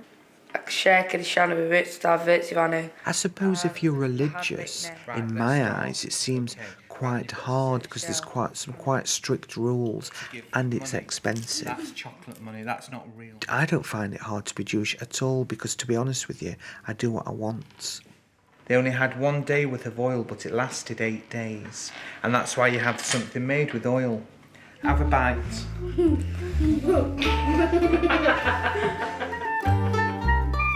At Bernette's house, it's not Hanukkah without a party for friends and family. It's a Michael and Bernette Hanukkah party with Nebuch without Michael. He's not here. He is here. You will see him in the kitchen on his own eating his dinner. And then he's going out, and that is it. So he's not allowed any entertainment, any music, any gatherings, any simchas, nothing. One of our great laws is honouring parents, and that's while they're alive and also after they're dead. So it's me, myself and our party, but don't worry because you'll have fun because my friends are coming to enjoy it. Happy Hanukkah, happy Hanukkah. Thanks. Oh, this is Manchester, Nishka fiddled weather. And before we start, I've just got one little person that wants to come and say bye-bye. Hello, and bye-bye. Make yourself at home, open the wine, open the whiskey. With Michael out of the house, the party carries on. But there's also a serious side to this occasion. It's a thank you to all their friends who helped out after his mother's death. I've lost my mum and I've lost my dad. Michael's lost both his parents, and all these people have rallied round. That's why I'm here to share our Hanukkah party. No, we didn't expect anything back. I could have had non-Jewish people at my table tonight. We're all just the same, whether we're wearing wigs, no wigs, short sleeve, long sleeve, trousers, no trousers. We're all Jewish and we're all one, and that's how we all are. The party spirit continues at Newlands, the kosher care home where Rabbi Zevi Saunders works part-time. So when's the wedding? Well, everyone seems to be asking me that, either before Pesach or just after Pesach, about the 22nd of April or whatever. But we shall see. We've just got engaged, big thing for us if they got us engaged. Another one off the list. Yes. My role here is to ensure that all the ingredients that are used for the cooking are all kosher, the meat, the fish. There you go, everything has a kosher label on it. I'm not going to go through the whole pantry, in case you find something that doesn't have a label on. You won't? No, that was a joke. Yeah. I hope. It is a joke. Every trace of sadness. Happy Hanukkah. Oh, nice to see you. How are you feeling? Oh, yeah. You know my mother-in-law unfortunately passed away, so it's a little easier for me because it's not my mum. But it is a bit sad to have to come back. Can you do? That's life. As one dies, another one gets born. Successful businessman Jack Eisenberg lost his parents in the Holocaust when he was a boy in Poland. Now he's retracing the footsteps of his remarkable journey of survival. In 1944, after 2 years as a slave worker, he was transported by cattle train to a German concentration camp called Buchenwald. The conditions in these trains is beyond description. They pushed it in like sardines. The older people started falling on top of me, and I had to dig myself out because, you know, they would have suffocated me. If these tracks could talk and describe what was waiting for us.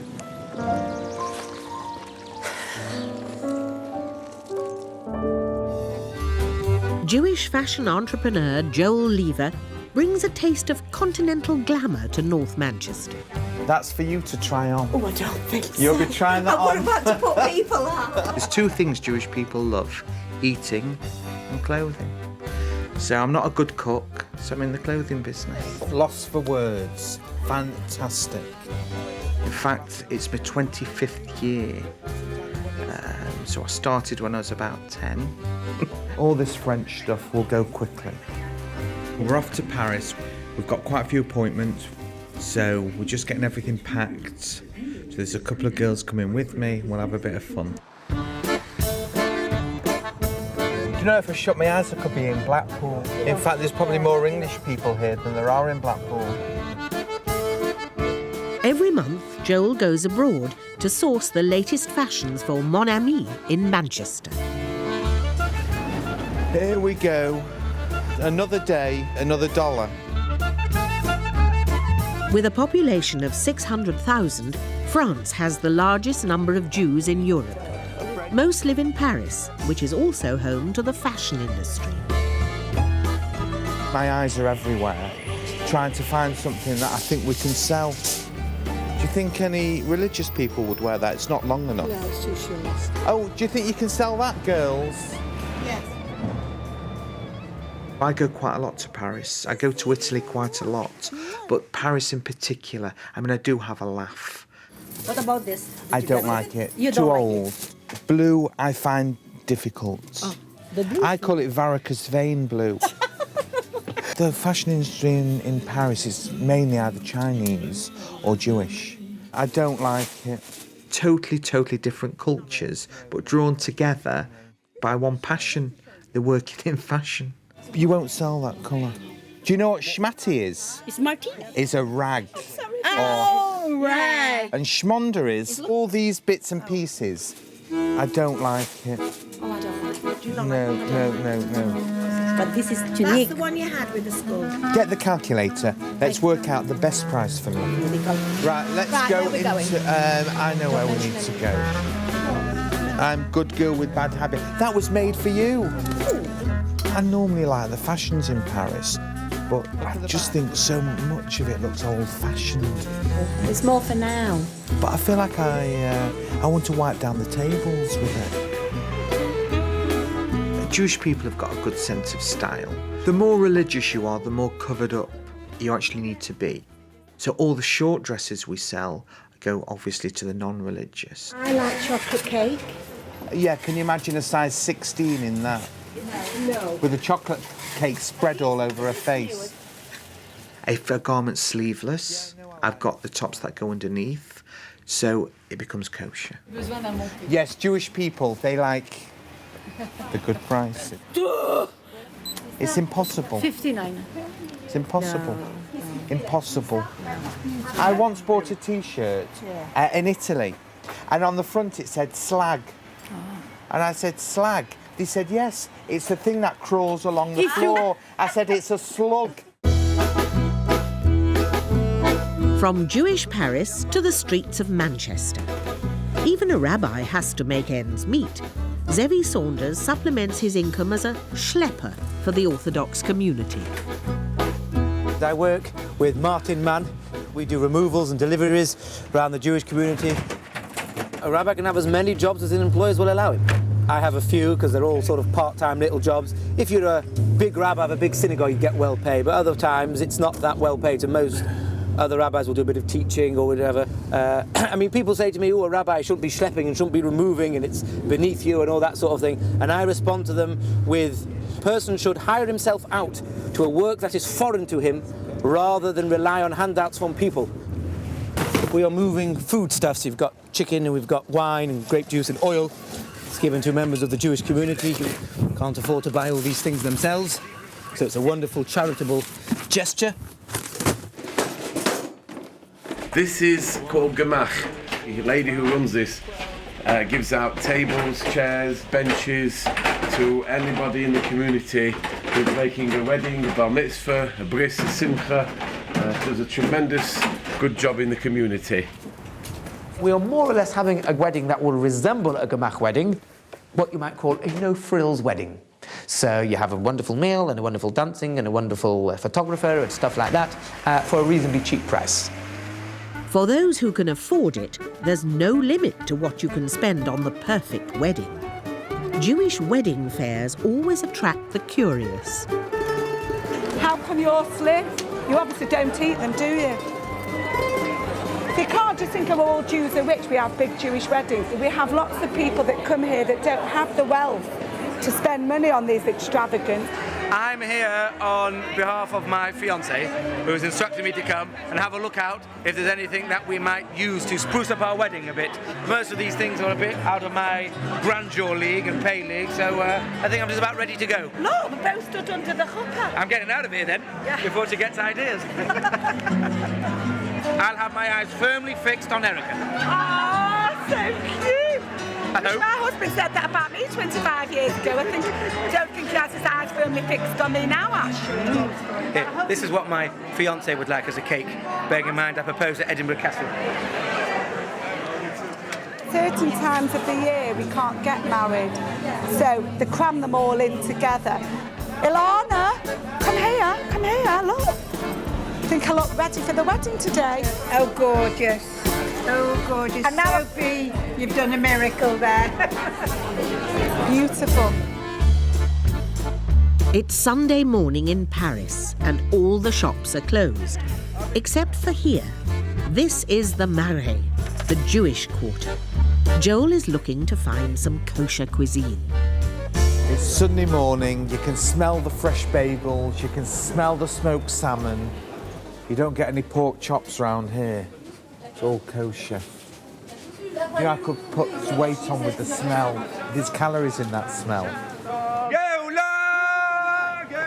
Things are changing around here. Everybody wants to be here. And the main reason is there is Sunday trading, one of the few areas in Paris. It is quite strange because I'm actually a 7-day-a-week man. But I suppose they recognise their Sundays here. The Marais is changing as fashion shops replace the kosher cafes. But behind the scenes, you can still find places that offer a glimpse of the old Jewish community. So all these chandeliers and memorials, Albert Abram, 1907. I love chandeliers. And to walk into a place like this, I'm amazed. Was I more religious when I was younger? I think I was. Passover, we had to change all the pots and pans, and I was always puzzled why we always saved the best stuff for like 8 days of the year. But that's what we had to do. Oh, I've not lost it. Aleph, Bet, Gimel, Daled. No, we don't change the pots and pans now. Too much like hard work. Jewish Paris has Sunday trading. Jewish Manchester has Sunday League football. It's the semi-finals of the Tony Cohen Memorial Cup. We won this competition 3 years ago, and we've been finalists in 2 other occasions. So I've been 3 times. This is a bit weird for me because I'm not going to be there for the final. This is going to be, I think, his last proper competitive game before he gets married and possibly moves to America. So, you know, he's a bit nervous for it, obviously. Good thing about Zevi is when he's 10-0 down, which is frequently, he always motivates his team. Always motivates. But that's because you're a rabbi who's trying to motivate people, you know. I started playing football when I was 11. And I couldn't get into teams, so I started my own team, age 12. The worst score I've lost when I was a junior was I've lost 45-0.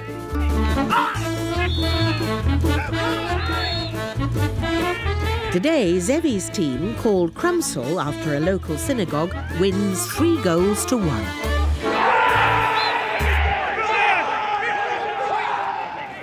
We're in the cup final. Bit bittersweet for me because I can't play in it because I'll be in America. Brilliant, guys! Come on! When Jack Eisenberg was a teenager, sport was the last thing on his mind. In the winter of 1944, he was on the last transport of 5,000 Jews to Buchenwald concentration camp. 2,000 people in a barrack, 3 layers like shelves. You couldn't complain to everybody. There was nobody to turn to. You take it or leave it. Somewhere here, I had my photographs from home, a little bundle, and it was taken away in one of these blocks. But you know, I had a little brother, 9. No picture. You know his crime? He was 9 years old. His crime was, he was a Jew. Innocent. A beautiful, a lovely boy. A lovely boy, Schmelke.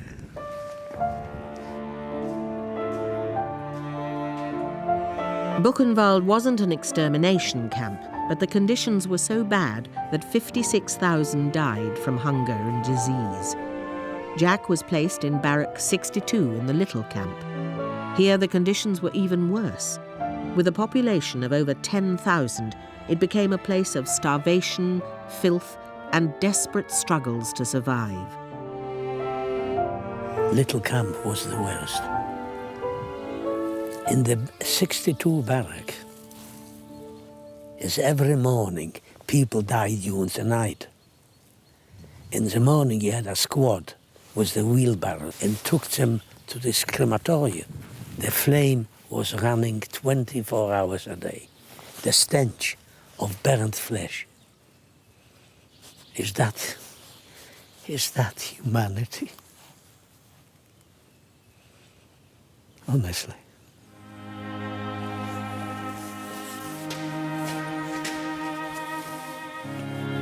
It's only after the war that I've been here, to the crematorium.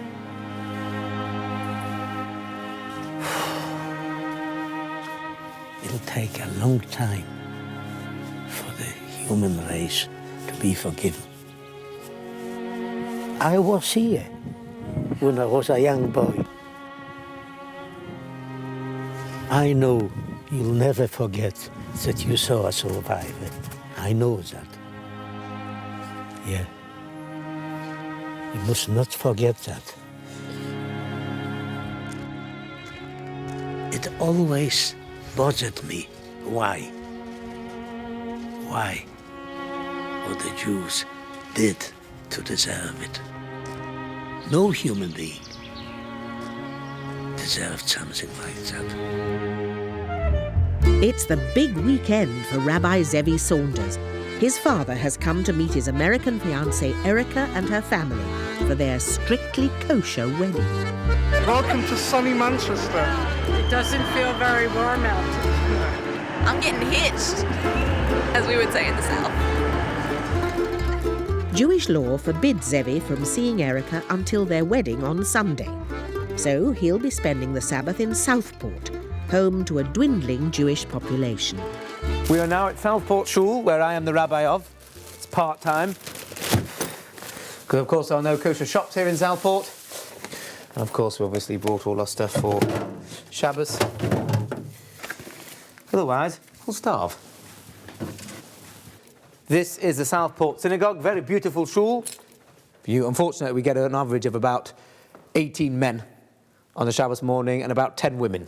As you see, this is a big shul with great acoustics, and therefore, even if I do shout, it's not too bad on people.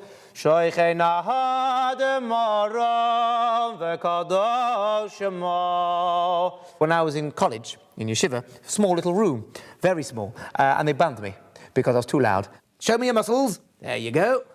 And then you put it just... 12-year-old Sam Jaffe is preparing for his bar mitzvah, learning how to put on tefillin prayer boxes. And now you are wearing tefillin. He's the only boy in 6 years. The future looks bleak for the Southport Jewish community. Nothing new for communities to be vibrant for 30, 40, 50 years and then to diminish and people move elsewhere. The synagogue are having our service at 7 o'clock. We can come in your... Manchester is growing, but don't forget, Jews are nomadic. We are famous for it. We are the wandering Jews. Well, we're treading the cobbles in Paris again. After a hard day's buying in Paris, Joel treats his staff to a kosher night out.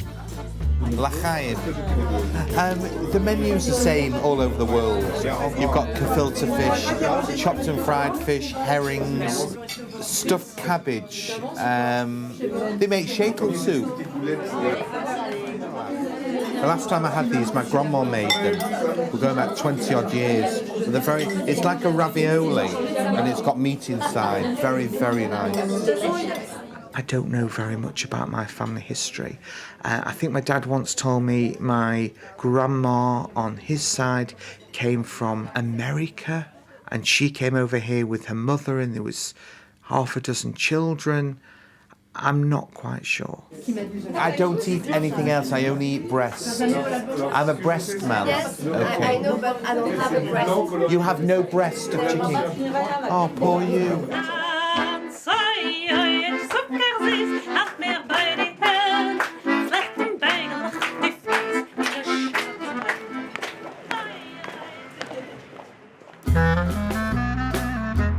Sunday morning in Manchester, and the preparations are well in hand for Zevi and Erica's wedding. It's a fairy tale occasion, topped with a surprise wedding cake. Because I proposed in a castle, this is a surprise. She doesn't know that the cake I have got for her resembles a castle. If it rains, this is going to get rather wet. Never mind. What can we do? This is the ketubah, the Jewish wedding document, which basically says that I have undertaken to feed and to clothe, including all her medical costs, and certain undertakings if we get divorced, which hopefully we won't. Do you like it? It's not too poofy? No. I don't think it's poofy at all. You're gonna love this.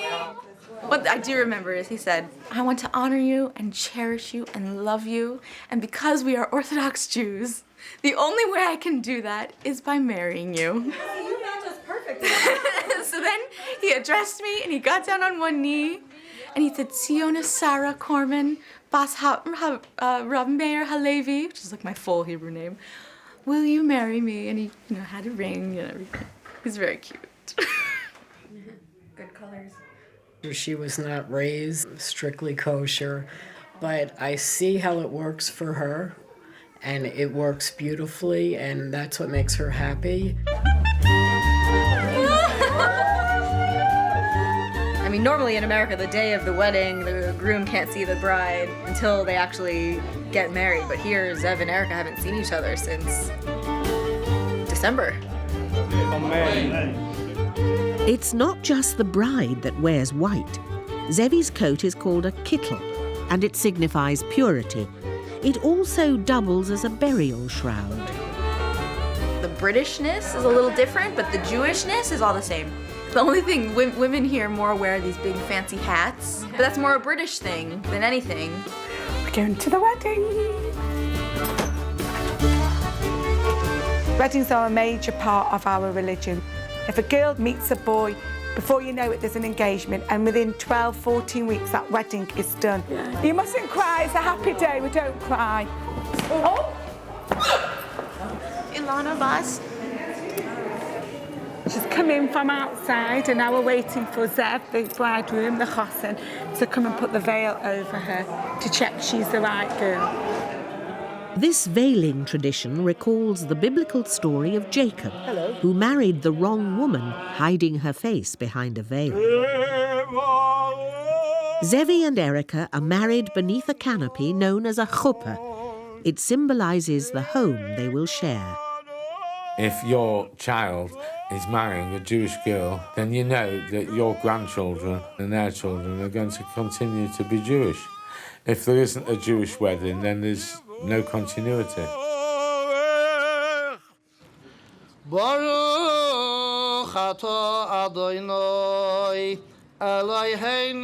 It's the happiest day of your life. It's probably the happiest days of your parents' life.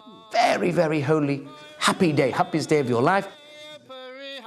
Zevi breaks from tradition and lays on a surprise, thanking God for his bride with a spirited rendition of Psalm 30.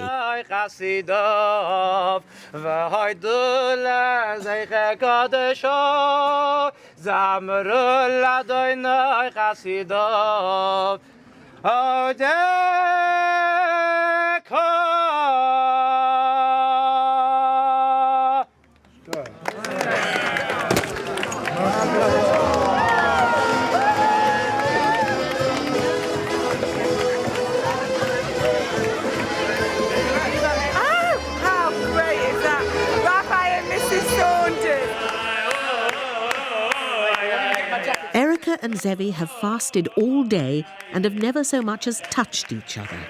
Now they're alone, together for the first time in their lives.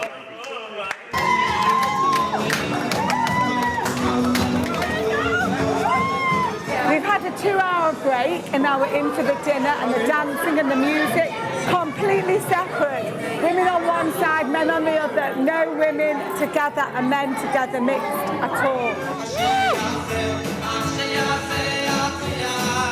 You go to a Jewish wedding, you'll see a lot of people being very happy, dancing, literally bouncing off the walls. But when we talk about being happy, we talk about being happy on religious lines. So yes, we separate the men from the women, so the men can dance without worrying about impressing the women, and the women can dance without worrying about impressing the men. The women watch the men, by the way. But the men don't watch the women. No. Join us to dance and express our joy for this bride and groom. Welcome, thank you, and l'chaim.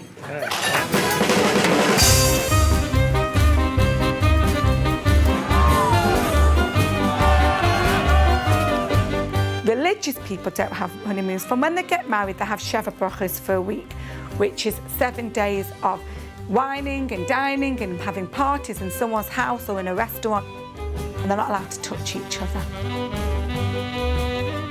I haven't had any official sex education. I had a few marital lessons where we learn about the laws that pertain to marriage, the extra special laws and things like that. I suppose they want me to learn on the job. And then maybe babies again. It's always babies. Zevi and Erica's wedding represents a Jewish continuity that is very real. Although it seems a meeting of different worlds, they share a common bond. Both have grandparents that are Holocaust survivors. Well, my grandfather had 9 of his brothers and sisters that he's never seen since. It is real for my family too.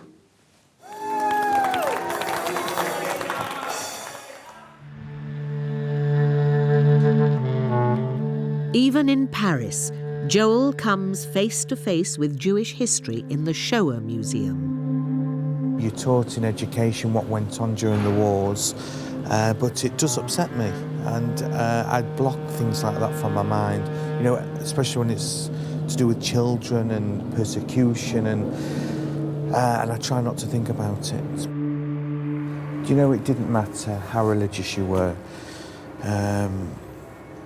No, you were born Jewish, you were the enemy. Polish Jews suffered worst of all. Of the 3.5 million population, 90% perished. Jack Eisenberg survived Buchenwald concentration camp only to be sent to a munitions factory in Colditz. His luck ran out in April 1945 when he was one of 600 people who were force-marched to the Jewish ghetto of Terezin, 100 miles to the east.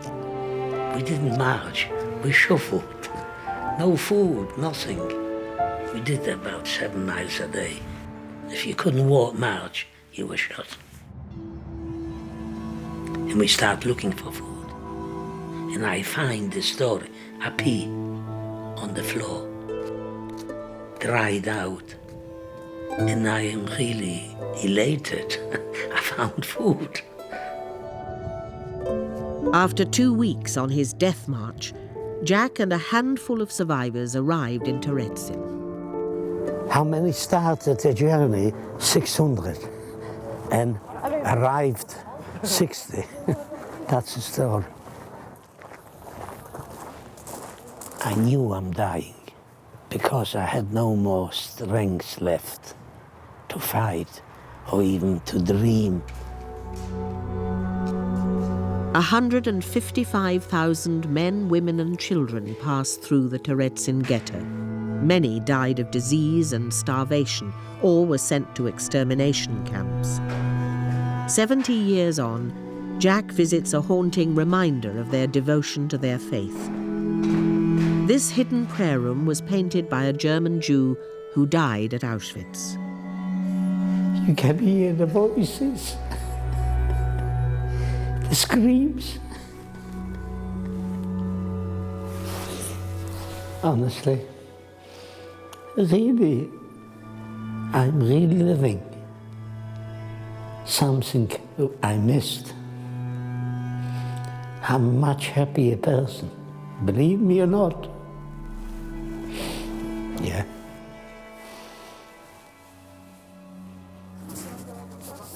Jack was in Terezin for barely 2 weeks when Germany surrendered. His nightmare was over. I heard the Russian tanks, and I'm liberated. Gosh, I've got to live. The suffering has finished. The worthlessness is gone. I want to live. That's right. The festival of Purim commemorates the deliverance of the Jewish people from destruction in the ancient Persian Empire. The story is read in public from the Megillah throughout the day. Of course I've come down here to hear the Megillah and eat. And as we say, as us Jews say, to fress. Cheers, Joanne. Cheers.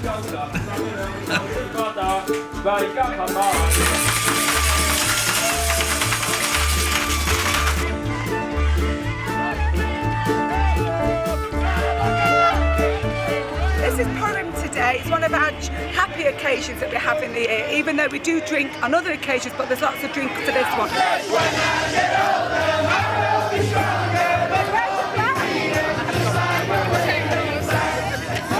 So while we're spending Purim in this elevated mood of Simcha, for those of us who are less fortunate,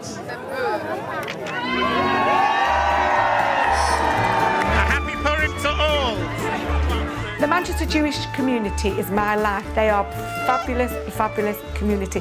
We work together, we stick together, and it's your home, it's where you've been brought up. I walk in the street, hi Bernette, walk here, hi Bernette, no that one, I'm in town, hello, hello, how are you? My dad grew up here, I grew up here. I love when they talk about my family. With loads and loads and loads and loads of wonderful friends. At Purim, even the dressing up has a religious significance.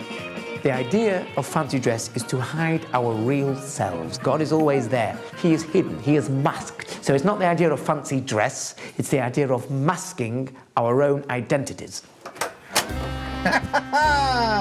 Welcome to my abode. Purim's a fun festival because the kids get a chance to dress up. It's one time that Jewish people are allowed to get drunk, not that they don't anyway, but it's a fantastic festival. It might look like all we do is drink, drink, drink and eat. But each festival we're eating different food.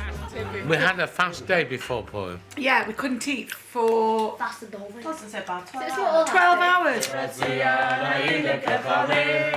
After the joy of Purim, Michael and Bernette have something else to celebrate. This is our middle boy, Sorley. Never knew a thing on Sunday. Went to a wedding, went to everything. Everyone's asking me what's happening to Saul.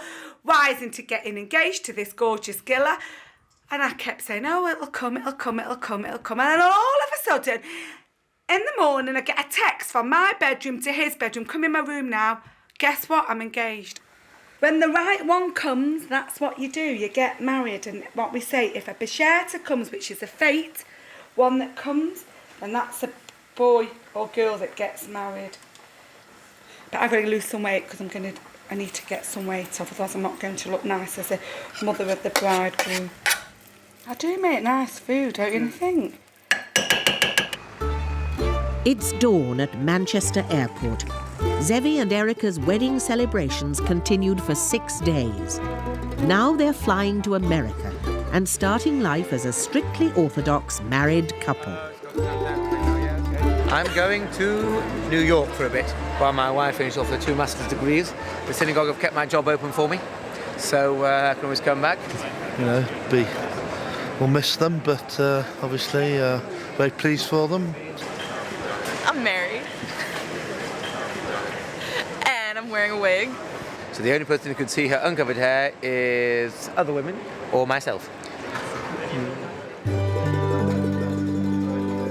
I hope to become a very rich man, to become a father of lots of children, a very good husband, a very big rabbi, have lots of pupils, and eventually to come back with the Messiah to Jerusalem, whenever that may be. So those are my hopes and aspirations, in no particular order. And to top it all, Zevi's football team went on to win the Tony Cohen Cup final in his absence. As one goes away, another returns. Jack Eisenberg is coming home to Manchester. In 1945, against all odds, he survived the Holocaust. He was flown to Britain with 300 other war orphans in the bomb bay of an RAF bomber. His remarkable moment of liberation was even captured on film. And the fellow from the crew says, don't press that button, because this is the bombing hatch. It won't be bombs, it will be you. Jack came to Britain penniless. He went on to build a successful luggage business in Manchester. Japan stands for Jack, myself, P-I-N, Pinky, and D-A, David. There's all Holocaust survivors, all 3. God was good to me, good to my wife, good to my grandchildren. I've got no argument with God. The Holocaust had robbed Jack of his family and his faith. He'd never had a bar mitzvah as a boy because he was living under Nazi occupation in Poland. Surviving the war, genocide. I'm not religious anymore. What counts to me, but with all due respect, is not religion so much, goodness of a person. And that's being, by the way, that's being religious. That's the whole of Judaism. After waiting for a lifetime, Jack is going to have his bar mitzvah at 85 years old. Baruch Hu es Adonai hamvoiroch. Baruch Adonai hamvoiroch lo ilavuot. Baruch atah Adonai leheinu melech haolam. Baruch atah Adonai noisen hatoiro. Amen. Amen. Simen tov, mazel tov, mazel tov, simen tov, simen tov, mazel tov, mazel tov, simen tov, simen tov, mazel tov, mazel tov, simen tov. Shema beni Musa Ravicha.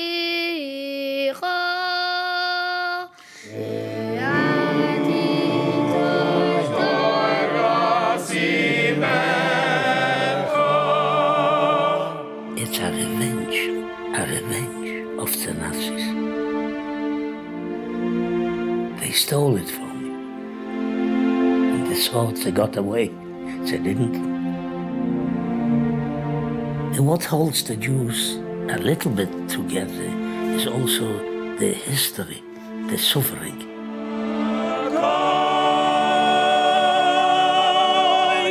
Yankiv, Mazel Tov.